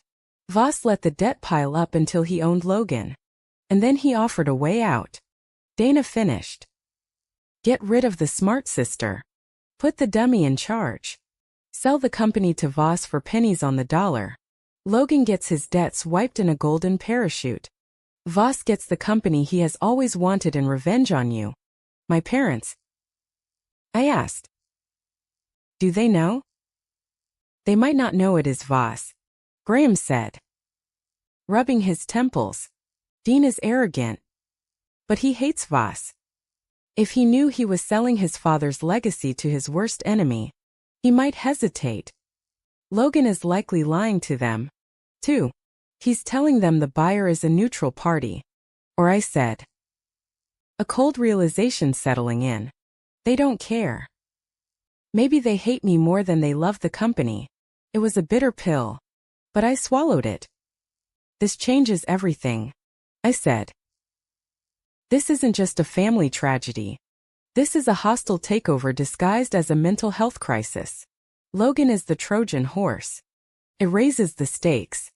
Dana agreed. "If we expose this, we are not just taking down your brother. We are taking down Carter Voss. He will have lawyers that cost $1,000 an hour. He will sue you for defamation before the words leave your mouth." "Let him sue," I said. "I want him in the room." "What?" Graham asked. "The gala," I said. "Voss is the buyer. He will be there. He won't be able to resist watching me fall. He will want to see the moment the Garcia dynasty crumbles so he can swoop in." I looked at Dana. "Can we find out if he is on the guest list?" "Can check," Dana said. "But he might come as a +1 or under a corporate alias. He will be there," I said with certainty. "His ego demands it." I leaned forward. "We are not just going to stop the announcement. We are going to turn that ballroom into a courtroom. I want the police waiting in the wings. I want the SEC informed about the insider trading and the fraud. But I don't want them to move until I give the signal. You are going to let them start the show." Graham realized. We spent the rest of the meeting finalizing the logistics. Dana would coordinate with a private security team to secure the exits of the ballroom. She would have a team of forensic accountants ready to seize the company servers the moment the police moved in. Graham would handle the board members, preparing a vote of no confidence to be triggered immediately after the gala. I left the diner feeling lighter than I had in weeks. The fear was gone. The confusion was gone. I drove back to the estate, slipping in through the side door just as the house was waking up. I went to my room and lay down on the bed. I closed my eyes. But I did not sleep. I visualized the ballroom. I visualized the lighting. I visualized the face of Carter Voss when he realized that the woman he thought was broken was actually the one holding the detonator. Twist number 3 had changed the game. I wasn't just fighting for my freedom anymore.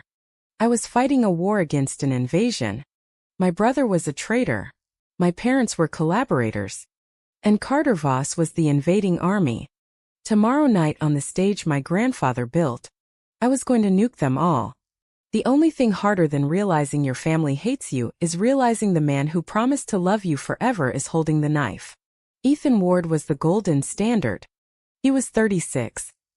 An investment banker with a jawline that could cut glass and a reputation for ethical trading that was almost unheard of in our tax bracket. We had met 2 years ago at a charity auction. He bought a painting he admitted he hated just because I said I liked the artist. 6 months ago, he proposed in Paris on a private balcony overlooking the Seine. It was perfect. He was perfect. My parents adored him. My grandfather respected him.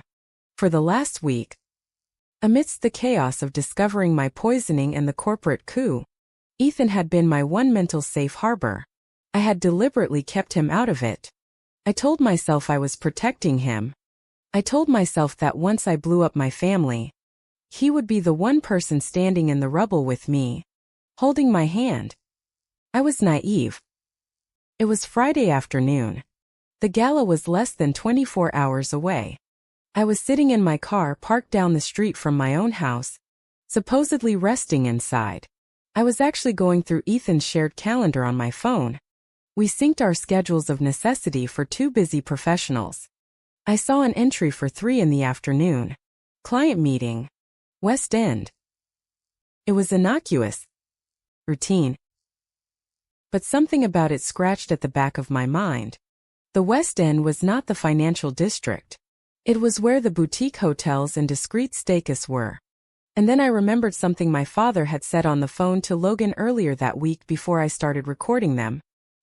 He had mentioned a final alignment meeting at 3 o'clock on Friday. I felt a cold prickle of paranoia. Surely not. Ethan was rich in his own right. He didn't need my money. He didn't need my position. But paranoia is a survival instinct. And right now, my survival instinct was screaming. I called Dana clean. I need a favor, I said. My voice tight. I need you to put a tail on my fiancé. Ethan Ward, Dana asked. Surprised. I thought he was the civilian in this war. I need to know he is a civilian, I said. He is meeting someone at the Chase Park Plaza Hotel in 20 minutes. I need photos of who he is sitting with. I will get my investigator on it, Dana said. But Violet, be prepared. If you turn over this rock, you might find something that bites. I drove to a coffee shop and waited. I stared at my engagement ring. It was a 3-carat oval diamond. It sparkled innocently in the afternoon sun. I spun it around my finger, feeling the weight of it. 40 minutes later, my phone pinged. It was a secure message from Dana. There were 3 photos. The first showed Ethan walking into the hotel lobby. He looked handsome in his charcoal suit, checking his watch. The second showed him entering a private conference room. The third photo was taken through the glass panel of the door before the blinds were fully closed. Ethan was shaking hands with my father Dean, and sitting at the head of the table looking like a cat who had just swallowed a canary was Carter Voss. I stared at the screen until the image burned into my retinas. My fiancé. My father. My enemy. They looked comfortable. They looked like partners. Ethan was laughing at something Voss said.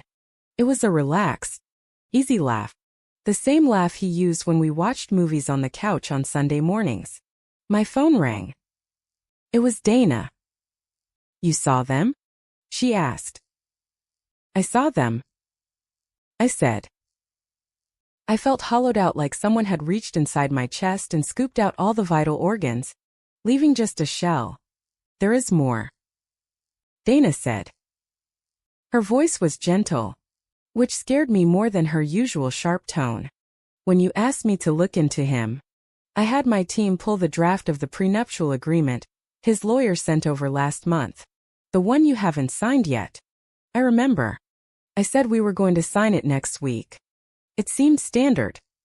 Separate assets. Separate debts. It is not standard, Dana said. I found a clause on page 42, subsection C. It is buried in the definitions of material change in circumstance. Read it to me, I commanded. It says that in the event one party is declared legally incapacitated or suffers from a debilitating cognitive condition that renders them unable to manage their estate, the other party, the spouse, assumes immediate and total control of all personal assets, voting rights, and trust distributions, bypassing the usual court-appointed conservator process. I closed my eyes. It was a trigger. If I married Ethan and then my family successfully painted me as mentally unstable, they wouldn't even need to fight for guardianship in court. I would have signed my life away to my husband. Ethan would control my shares. Ethan would control my trust, and Ethan was sitting in a room with Carter Voss, the man who was buying my company for pennies.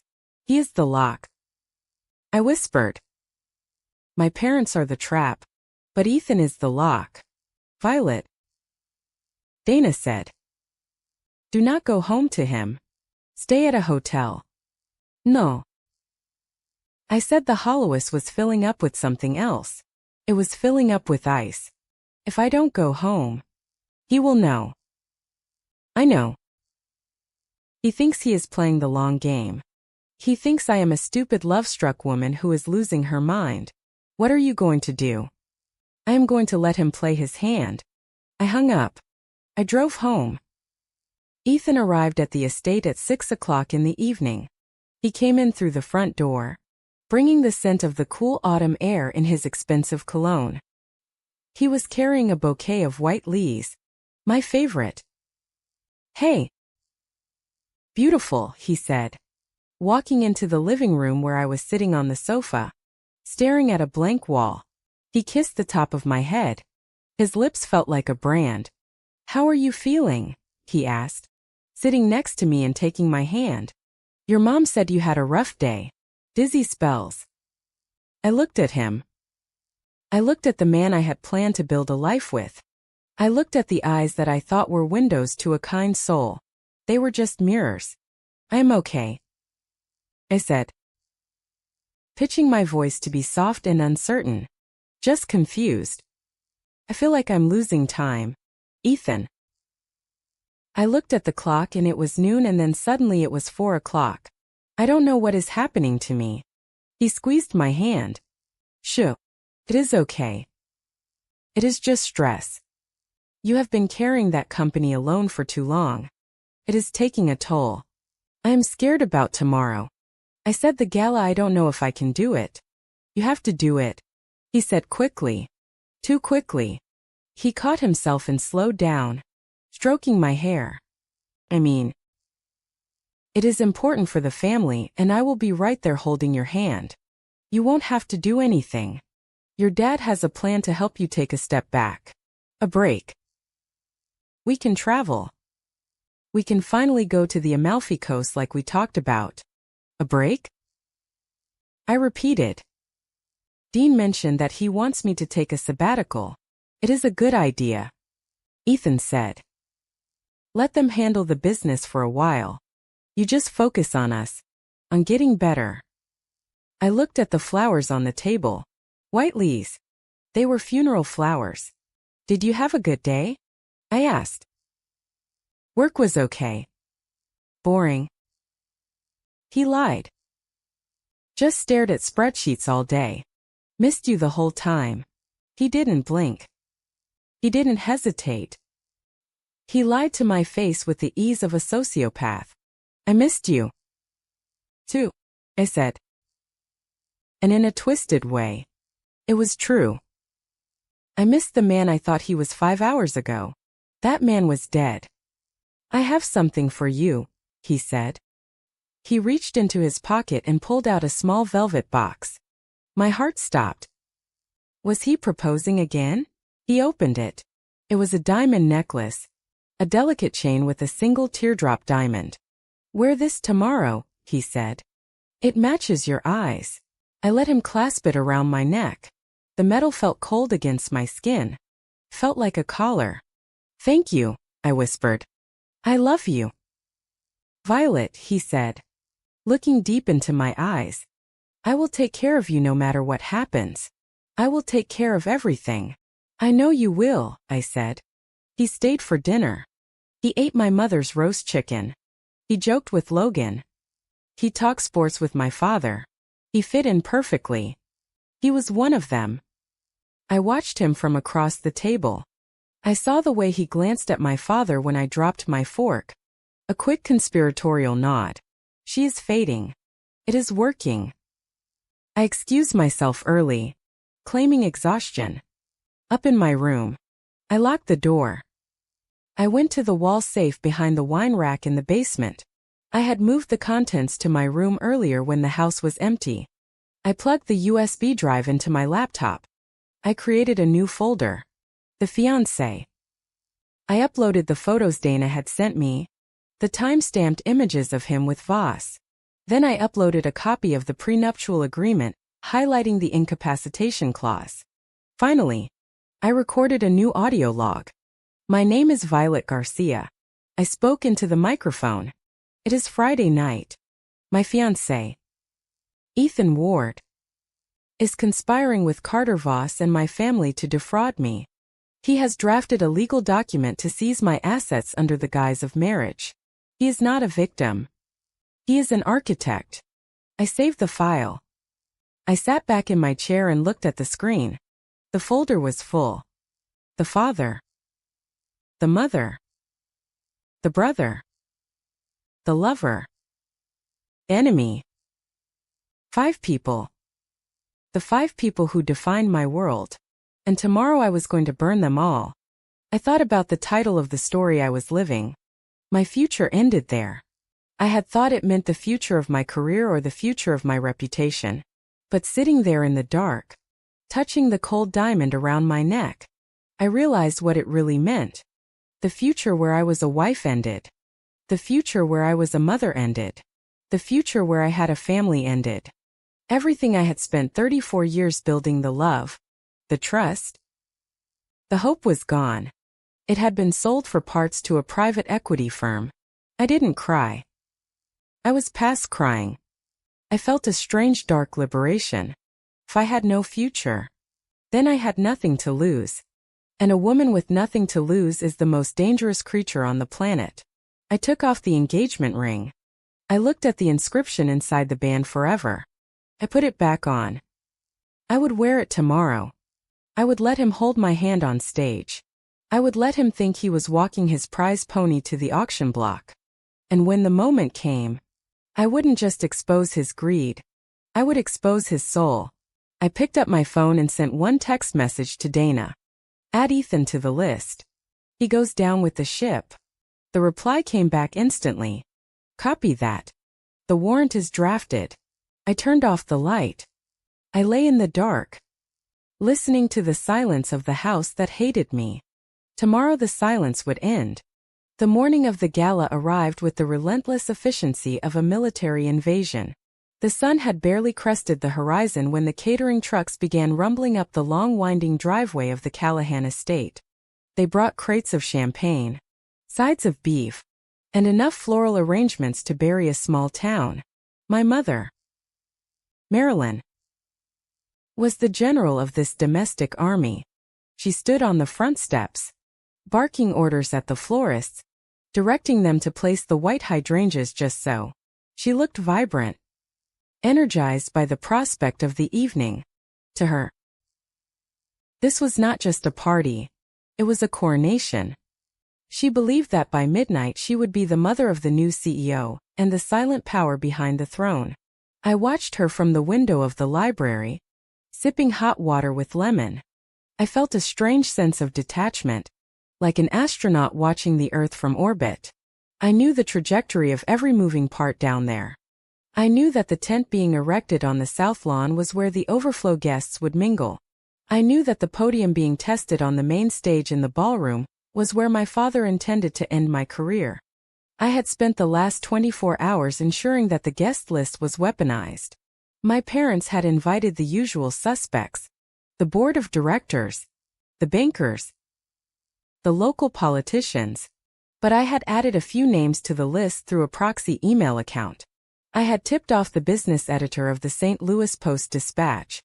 I had sent an anonymous invitation to the head of the State Ethics Committee. I wanted witnesses. I wanted the people who wrote the history of this city to be in the room when the ink dried. At 10 o'clock in the morning, I walked into the kitchen where my father and Logan were drinking coffee. I made sure my hand trembled as I reached for a mug. I let the ceramic clatter against the granite countertop. "Dad," I said, my voice thin and anxious. "I am worried about tonight." Dean looked up from his tablet. "Worried about what?" "Sweetheart. You don't have to do anything. Just stand there." "The press," I said. "I saw a van parked down the road. If I have an episode or if I get confused, I don't want them taking photos of me. I don't want to be on the front page looking like a crazy person." It was the perfect bait. It appealed to his vanity and his desire to control the narrative. "I think we should hire extra security," I continued. "Private contractors. Just to manage the perimeter and keep the paparazzi out." Logan snorted. "We have the house guys." "The house guys are old," I snapped, injecting a note of frantic paranoia into my tone. "I want professionals. I want Elliot Raines to bring in his own team from the firm he uses for the hotel. Please, Dad. It will make me feel safer." Dean exchanged a look with Logan. They saw a frightened, crumbling woman begging for a safety blanket. "Fine," Dean said, waving his hand dismissively. "If it calms you down, hire them. Put it on the company card." I breathed a sigh of relief that was entirely fake. "Thank you." They didn't know that I had already hired them. And they certainly didn't know that the team Elliot was bringing wasn't there to keep people out. They were there to lock the doors when the time came. They were there to make sure that once the truth started playing, no one could pull the fire alarm and clear the room. At noon, Elliot arrived. He came in a nondescript van officially to install perimeter sensors. In reality, he was smuggling in a mobile command center. I met him in the servants' corridor behind the kitchen. He handed me a small hard drive case. "We are set," Elliot whispered.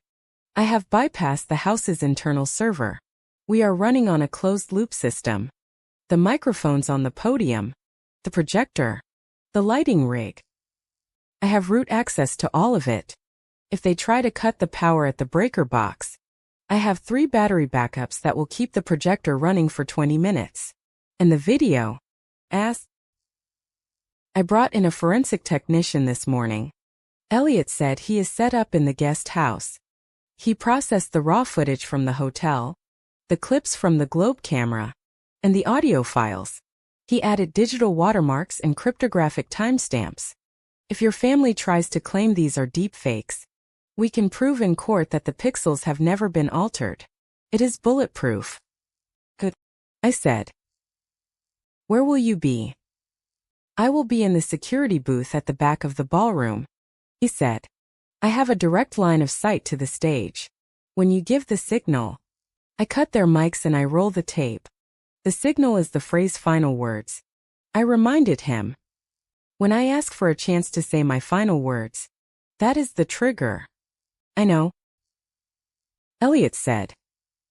He hesitated for a second, looking at me. "You look tired, Violet." "Real tired. I am saving my energy," I said. At 2 o'clock, I had to perform the hardest scene of the day. My grandfather, Walter, was resting in the solarium. He was wearing his tuxedo trousers and a smoking jacket, looking at a photo album of my grandmother. I walked in and sat on the ottoman at his feet. I rested my head on his knee. It wasn't acting.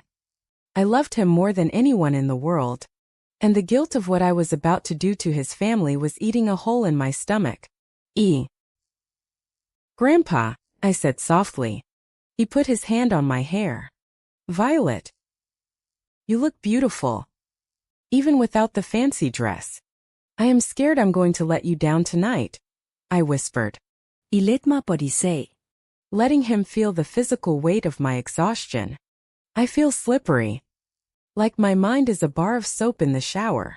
Walter sighed. A heavy rattling sound in his chest. Your father tells me you need a rest. He says the stress is too much. Maybe he's right.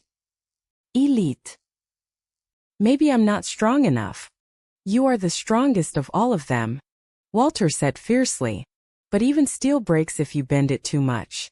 If you need to step back. Violet. I won't be angry. I just want you to be healthy. I looked up at him. His eyes were cloudy but full of love. He believed the lie because he trusted the liars. Promise you, Grandpa, I said, taking his hand. By the end of tonight, everything will be set right. The company will be in safe hands. He squeezed my hand. That is all I ask. He didn't know that the safe hands I meant were mine, and that setting things right meant destroying his son. I kissed his cheek and left before I started crying for real. At 4 o'clock, the crisis hit. I walked into the ballroom to check the stage setup. The room was magnificent. Gold and white drapery hung from the ceiling. Tables were set with crystal and silver for 300 guests. But something was wrong.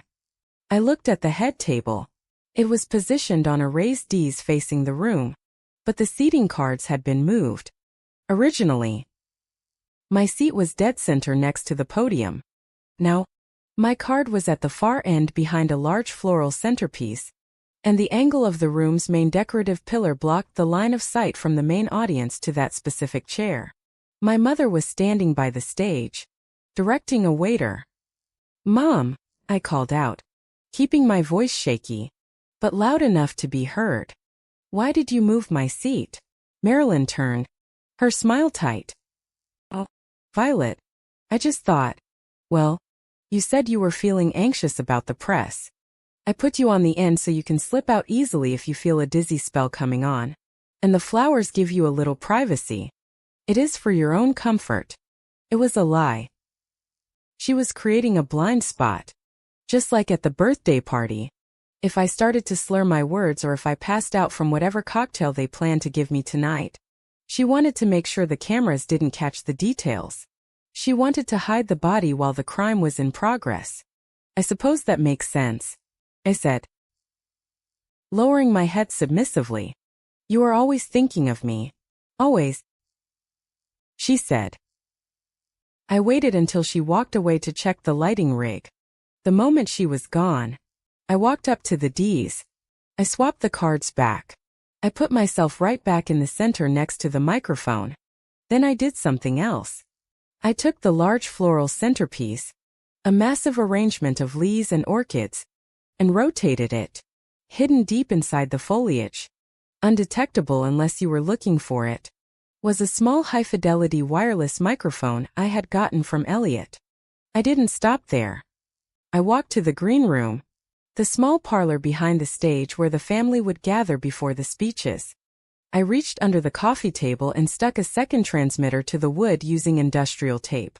I placed a third one behind the velvet curtains. I texted Dana clean. The ears are on. We will hear them breathing. Dana replied instantly. I am parked a mile away. The sheriff is with me. We are just waiting for the call. Remember, do not engage until they commit to the fraud. Let them say the words. I went back to my room to dress. It was 6 o'clock. The guests would start arriving in an hour. I locked my bedroom door. I stood in front of the full-length mirror. I stripped off the comfortable clothes, the sick girl costume I had been wearing all week. I showered, scrubbing my skin until it was pink, washing away the residue of the victim. I put on the dress. It was a custom piece. A column of silver silk that looked like liquid mercury. It was backless, severe, and stunning. It was not the dress of a retiring invalid. It was the dress of a queen who had come to behead traitors. I applied my makeup with surgical precision. I covered the dark circles, I contoured my cheekbones to look sharp enough to cut. I put on a dark blood-red lipstick. I fastened the diamond necklace Ethan had given me. It glittered at my throat. I picked up the small clutch purse. Inside, I didn't have lipstick or a compact. I had the micro SD card with the evidence shard sewn into the lining. I had a backup trigger for the video system. A small fob that looked like a car key. I looked at myself in the mirror. For 34 years, I had tried to be the good daughter. I had fixed their messes. I had hidden their secrets. I had earned money they didn't deserve and covered up sins they didn't regret. I had wanted them to be proud of me. That want was gone. It had been cauterized by a vial of poison and a betrayal so deep it had no bottom. You are not Violet the victim, I told my reflection. The voice that came out was low and steady. It was the voice of the woman who had negotiated 100 million land deals. You are the prosecutor. You are the judge. And tonight, you are the executioner. I heard a knock at the door. Violet. It was Ethan. The car is waiting to take us around to the front entrance. Are you ready? I took a deep breath. I let my shoulders drop. I softened my eyes. I opened the door and looked at him with a fragile, tremulous smile. Think so? I whispered. Just don't let go of my hand. Okay. I feel like I might fall. Ethan smiled. That perfect predator smile. I have got you. I won't let you fall. He offered his arm. I took it. We walked down the hallway together. The perfect couple. Heading toward the slaughter. The clock struck 7. The game was on. The ballroom of the Callahan estate had been transformed into a gilded cage. 300 guests filled the space. A sea of black tuxedos and designer gowns that shimmered under the crystal chandeliers. The air was thick with the scent of expensive perfume, roast duck, and the electric hum of speculation. Everyone knew something was happening tonight. They just didn't know they were attending a public execution. My mother had outdone herself with the lighting. It was soft, amber-hued, and flattering. Designed to make the powerful look godlike and the weak look fading. I was the fading one. I walked through the crowd with Ethan Ward glued to my side. His hand was clamped around my waist, his thumb digging into my hip bone with possessive force.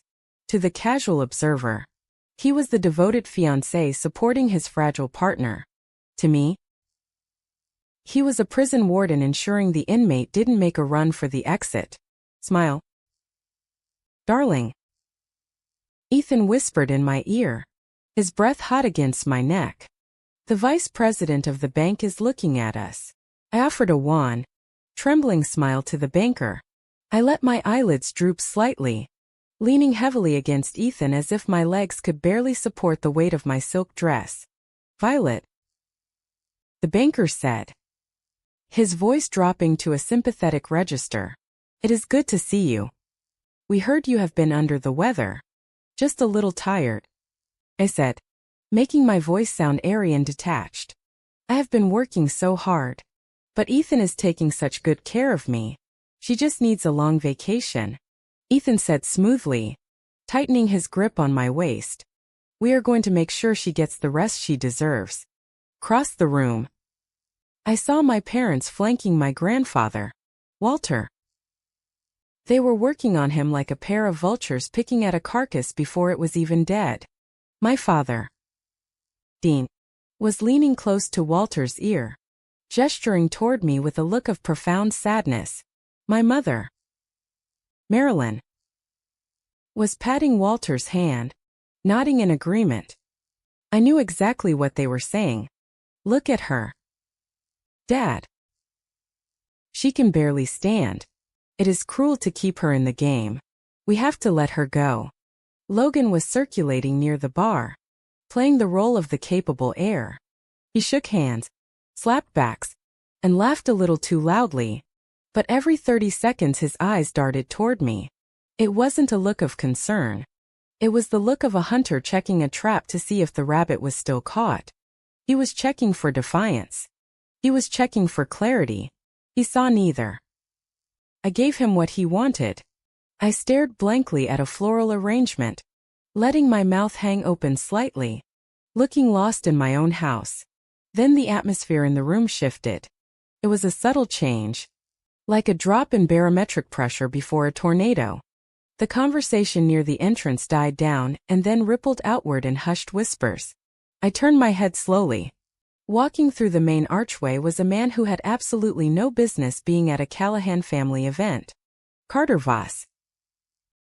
He was wearing a tuxedo that cost more than most people's houses. He was tan, silver-haired, and exuded the predatory confidence of a man who had already bought the building and was just stopping by to inspect the plumbing. He was not on the guest list. I had checked it 3 times. My father did not look surprised. He did not look angry. Dean broke away from my grandfather and walked straight toward Voss.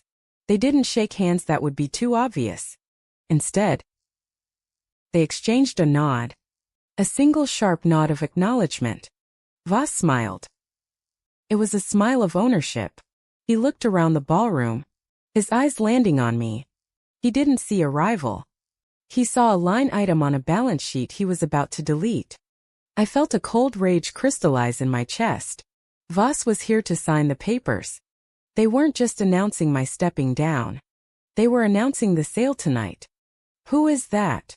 Ethan asked, feigning ignorance, though his pulse jumped against my arm. "An old enemy?" I whispered, letting fear bleed into my voice. "Ethan, I don't feel well. I need to sit down. Please. Just hold on a little longer," Ethan said, his voice hardening. "The speeches are in 10 minutes. I need water," I pleaded. "I'm going to faint. Please. Ethan. Just get me a glass of water." He looked at me with annoyance, checking his watch. "Fine. Stay right here. Do not move." He marched toward the bar. The moment he was 3 bodies away, I moved. I didn't go to the chairs. I slipped through the side curtain that led to the small dark corridor behind the stage, the green room area where the family would stage their entrance. I pulled out my phone. I had planted the bugs earlier, but I didn't need to check the recording. I could hear them through the thin plywood wall of the staging area. My father and Logan had slipped in there to confer with Voss's attorney, who had evidently arrived with him. I pressed my ear against the velvet drape hidden in the shadows of the wings. "Is the notary here?" That was my father's voice. Urgent. Jittery. "He is in the library," an unfamiliar voice replied. "Carter wants the announcement made before the cake is cut. He wants the stock transfer initiated at 9 o'clock sharp." "And Violet?" Logan asked. "What if she makes a scene?" "Let her," my father said. I could hear the sneer in his voice. "We have Dr. Eris in the front row. If she starts screaming, just proves our case. We have the emergency guardianship petition drafted and ready to file. The moment Walter announces the transition, we invoke the medical clause in the corporate bylaws. She is stripped of voting rights effective immediately." "Does Ethan have the prenup ready?" Logan asked. "He is handling her," Dean said.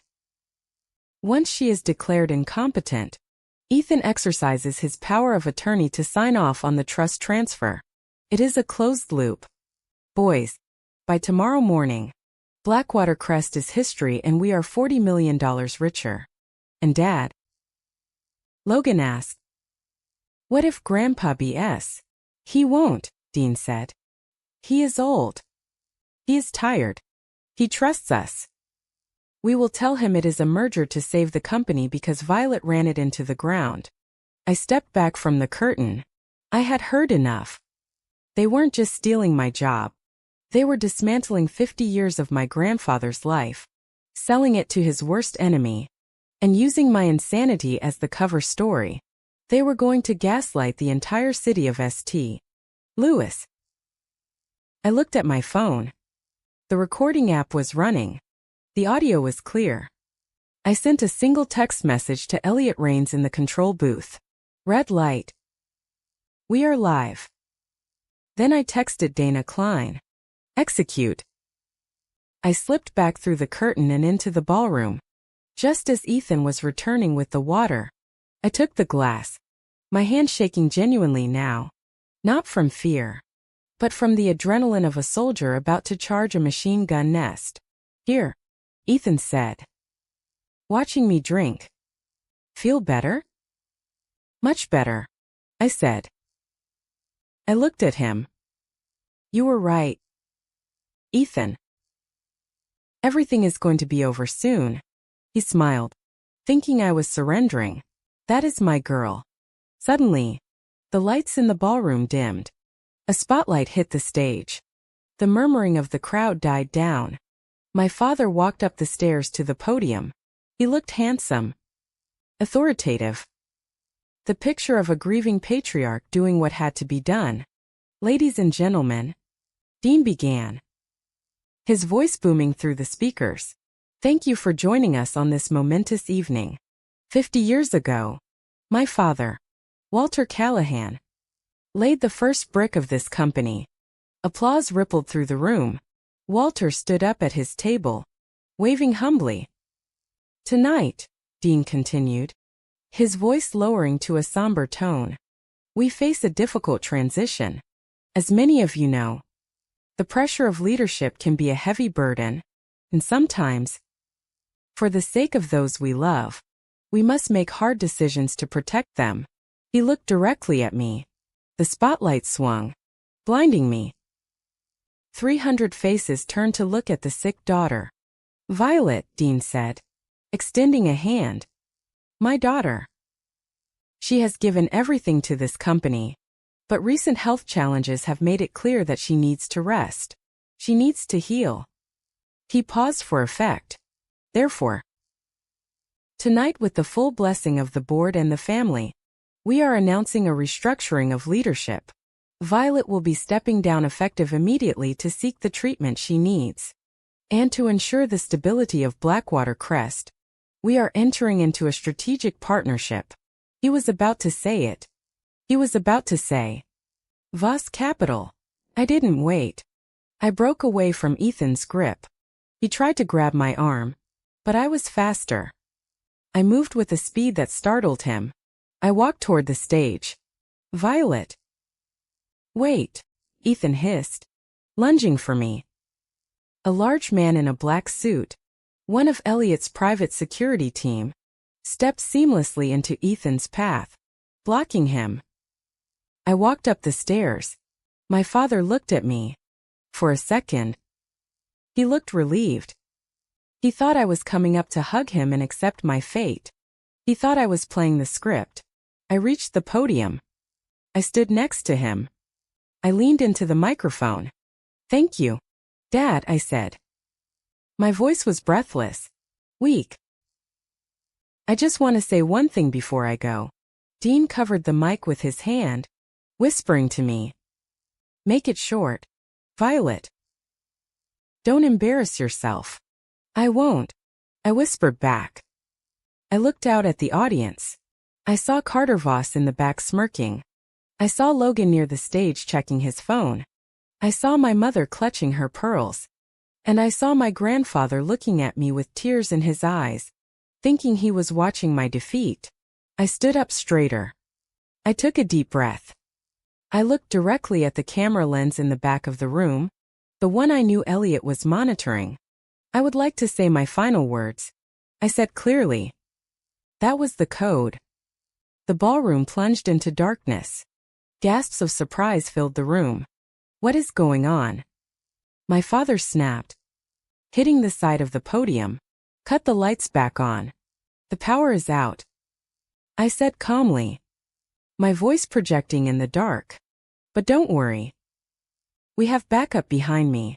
The massive projection screen that had been displaying the company logo suddenly flickered to life. It wasn't connected to the house power. It was running on Elliot's batteries.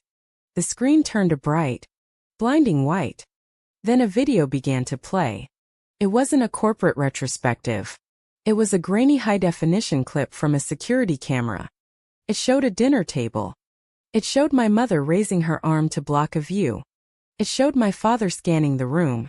And it showed Logan Garcia pouring a vial of poison into my glass. The silence in the room was absolute. It was the silence of 300 people forgetting to breathe at the same time. I stepped back from the podium as the light from the screen illuminated my father's face. The look of confusion on his face dissolved into pure unadulterated terror. I checked my watch. 30 seconds. I had 30 seconds before the shock wore off and they tried to rush the stage. I turned to my father. "You wanted to talk about my health, Dad?" I asked, my voice no longer weak but cold as the grave. "Let's talk about the toxicology report." I pointed to the screen as the image changed to the document from the lab highlighting the scopolamine compound. And then I said, "Let's talk about the price tag you put on my life." The screen flashed to the email between Dean and Carter Voss. The subject line: liquidation of VG assets. Final terms. The room erupted. It wasn't applause. It was the sound of a dynasty shattering. I looked at Carter Voss. He wasn't smirking anymore. He was pushing his way toward the exit, but the doors were locked. My future ended there. No. Their future ended here. The screen behind me did not go black. It looped over and over again. The 300 guests in the ballroom watched the same 10 seconds of footage. They watched my mother, Marilyn, raise her arm like a curtain. They watched my father, Dean, scan the room like a lookout. They watched my brother Logan pour a clear liquid into my glass with the practiced ease of a bartender. The silence that had fallen over the room was heavy, suffocating, and absolute. It was the sound of a collective intake of breath that no one dared to release. I stepped away from the podium, moving to the side so I was no longer blocking the view. I looked at my father. His face had drained of all color, leaving him a pale waxen mask. His mouth opened and closed, but no sound came out. The microphone picked up his ragged breathing, amplifying his panic for everyone to hear. That I said, my voice slicing through the silence, was recorded 3 months ago at my grandfather's birthday. But as the timestamps show, it was not an isolated incident. I clicked the remote fob in my hand. The screen changed. It was no longer a video. It was a document. A medical report from Midwest Forensic Labs blown up to the size of a billboard. For the last 6 months, I have been experiencing memory loss, confusion, and fatigue, I said. Addressing the crowd, I saw the bank president staring at the screen, his mouth agape. My family told you it was stress. They told you I was burning out. They told you I was unfit to lead. I pointed to the highlighted section of the report. The truth is simpler. I was being dosed with a synthetic compound containing a derivative of scopolamine. It creates symptoms indistinguishable from early-onset dementia or a nervous breakdown. It makes the victim compliant, suggestible, and chemically incompetent. My mother let out a strangled sob. She reached for my grandfather's arm, but Walter Callahan pulled away from her as if she were made of fire. He stared at the screen, his eyes wide with a horror that transcended anger. Why? I asked the room. Why poison your own daughter? Why destroy the mind of the person running your company? I clicked the remote again. The screen shifted to a collage of financial ruin.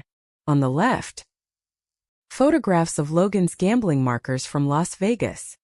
On the right, the threatening letters from the loan shark, Apex Capital. Because my brother, the man they want to replace me with, is $2 million in debt to people who break legs for a living, I said. Logan, who had been frozen near the edge of the stage, suddenly lunged forward. That is a lie, he screamed, his voice cracking. That is fake. She forged it. And to pay that debt, continued, ignoring him, they needed to sell the company, but they couldn't sell it while I controlled the voting shares. They couldn't sell it while I was sane. I clicked the remote one more time. This was the kill shot. The audio waveform appeared on the screen. This was recorded 2 days ago, I said. In the library of this house. I pressed play.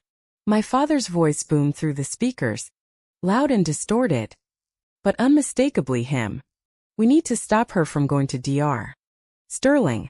If he scans her brain and finds out she is fine, we are dead. The guardianship petition requires a diagnosis of permanent incapacity. Then Logan's voice.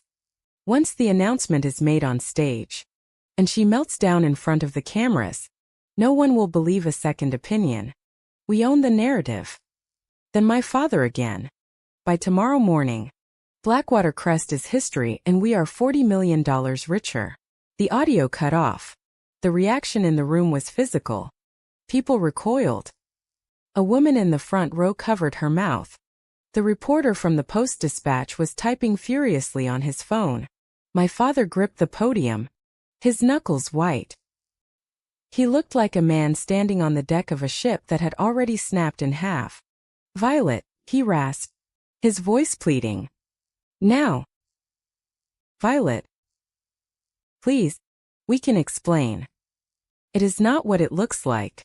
It looks like conspiracy to commit grievous bodily harm," I said. "It looks like fraud. It looks like you sold your father's legacy to the highest bidder." I turned my gaze to the back of the room. The spotlight followed my eyes, landing on Carter Voss. He was trapped near the double doors. 2 of Elliot's security guards stood in front of him, arms crossed. Voss looked furious, his face a mottled red. "And the buyer," I said, "is not a neutral party. It is Voss Capital Partners." A gasp went through the room. Everyone knew the history. Everyone knew Voss was the enemy. "You sold us out to him," I said to my father. "You were going to let him dismantle everything Grandpa built, just to cover Logan's debts and line your own pockets." Suddenly, movement to my right caught my eye. It was Ethan. He wasn't looking at the screen. He was looking at me. His face was twisted into a mask of pure venomous rage. The mask of the loving fiancé had completely disintegrated. He rushed the stairs. "You bitch," he shouted. "Give me that microphone." He moved fast, fueled by desperation. He wanted to stop the bleeding. He wanted to regain control. He reached the top of the stairs, his hand outstretched to grab the remote. I didn't flinch. I didn't back away. I clicked the remote to the final slide. It was a single page of legal text. The prenuptial agreement. Clause 42. I shouted over his approach. The text appeared on the screen highlighted in red. In the event of the incapacitation of the spouse, all voting rights and asset control transfer immediately to the partner. Ethan froze. He was 3 feet away from me. He stared at the screen. He saw his own trap laid bare for 300 people to read. "You weren't marrying me for love, Ethan," I said, my voice calm and deadly. "You were the lock. They were the trap, but you were the lock. You were going to sign my assets over to them the moment I was committed." Ethan looked at the crowd. He saw the disgust on their faces. He saw his career as an investment banker incinerating in real time. He looked back at me and for the first time I saw fear. "Violet," he stammered. "Baby. I didn't know. I swear." "Don't," I said. "Just don't." At that moment, the double doors at the back of the room burst open. Dana Clean walked in.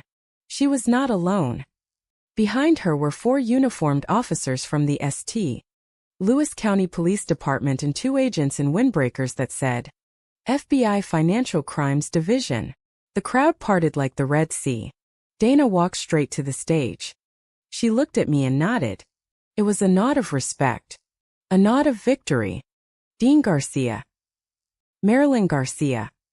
Logan Garcia," the lead officer announced, his voice booming without a microphone. "Please remain where you are. We have warrants for your arrest for conspiracy, white fraud, and attempted poisoning." My mother collapsed. She didn't faint gracefully like in the movies. She crumpled into a heap of navy silk, sobbing hysterically. I didn't know. She wailed. Dean made me do it. I just wanted to help. My father looked at her with pure hatred. The family unit, so tight and perfect 5 minutes ago, was eating itself alive. Logan tried to run. It was a pathetic attempt. He jumped off the side of the stage and sprinted toward the kitchen service entrance. Elliot Rains was waiting for him. Elliot stepped out from the shadows, grabbed Logan by the collar of his tuxedo, and slammed him against the wall. It was violent, efficient, and deeply satisfying. Logan slid to the floor, weeping. The police moved in. They handcuffed my father first. He didn't resist. He just stared at me. I am your father, he whispered as they clicked the cuffs on. How could you do this? I looked at him. I felt nothing. No love. No hate. Just the cold, hard clarity of a balance sheet that had finally been balanced. You stopped being my father the moment you handed Logan that vial, I said. They handcuffed my mother. They dragged Logan up from the floor. And then they moved to Ethan. He tried to straighten his tie. He tried to look dignified. This is a misunderstanding, he said to the officer. I am just the fiancé. I have nothing to do with the business. We have your emails to Carter Voss, Mr. Or, the FBI agent said. Turn around. Ethan looked at me one last time. His eyes were pleading. Violet. He said the prenup. I never signed it. We can fix this. I turned my back on him. I walked over to the table where my grandfather was sitting. Walter Callahan was a statue.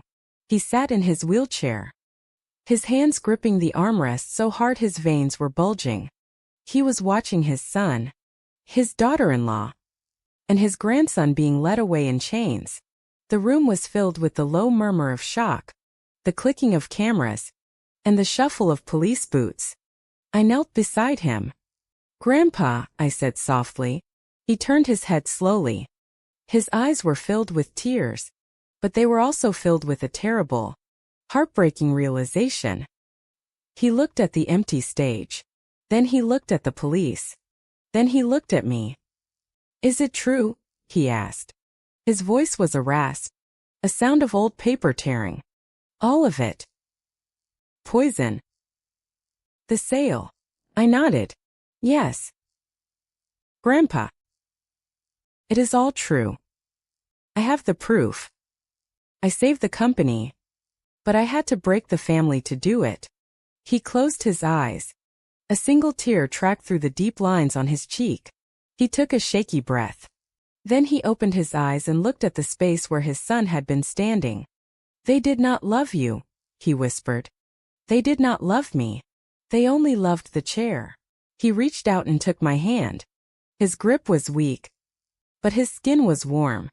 You are the only one left, Violet, he said. You are the only Callahan left. I squeezed his hand. I am here, I said. I am not going anywhere. I stood up, keeping his hand in mine. I looked out at the ballroom. The police were escorting Carter Voss out the back door. The guests were beginning to disperse, whispering, texting, carrying the story of the century out into the night. The stage was empty. The podium was dark. My future, the one where I was a wife, a daughter, sister, was dead. It had died in this room, under the harsh light of the projector screen. But as I stood there, feeling the pulse of my grandfather's hand in mine, I realized something. I wasn't afraid. The fog was gone. The confusion was gone. The weakness was gone. I was Violet Garcia. I was the CEO of Blackwater Crest. And I had just taken out the trash. I looked at the camera one last time. You didn't do this because I was weak, I said, speaking to the ghosts of the family that had just been dragged out. You did it because I was the one you couldn't control. The handcuffs clicked in the distance, a final punctuation mark to their sentence. I turned to my grandfather. "Let's go home." "Grandpa," I said. He nodded. We walked out of the ballroom together, leaving the ruins of the past behind us, stepping into a future that was cold, quiet, and entirely mine. Thank you so much for listening to this story of betrayal and justice. I would love to know where you are tuning in from today. Please drop a comment below and let me know your city or country. It is always amazing to see how far these stories travel. If you enjoyed seeing Violet take down her toxic family, please make sure to subscribe to the HOA Karen Vlog channel, hit that like button, and smash the hype button to help this story get recommended to more people who need a little victory in their lives.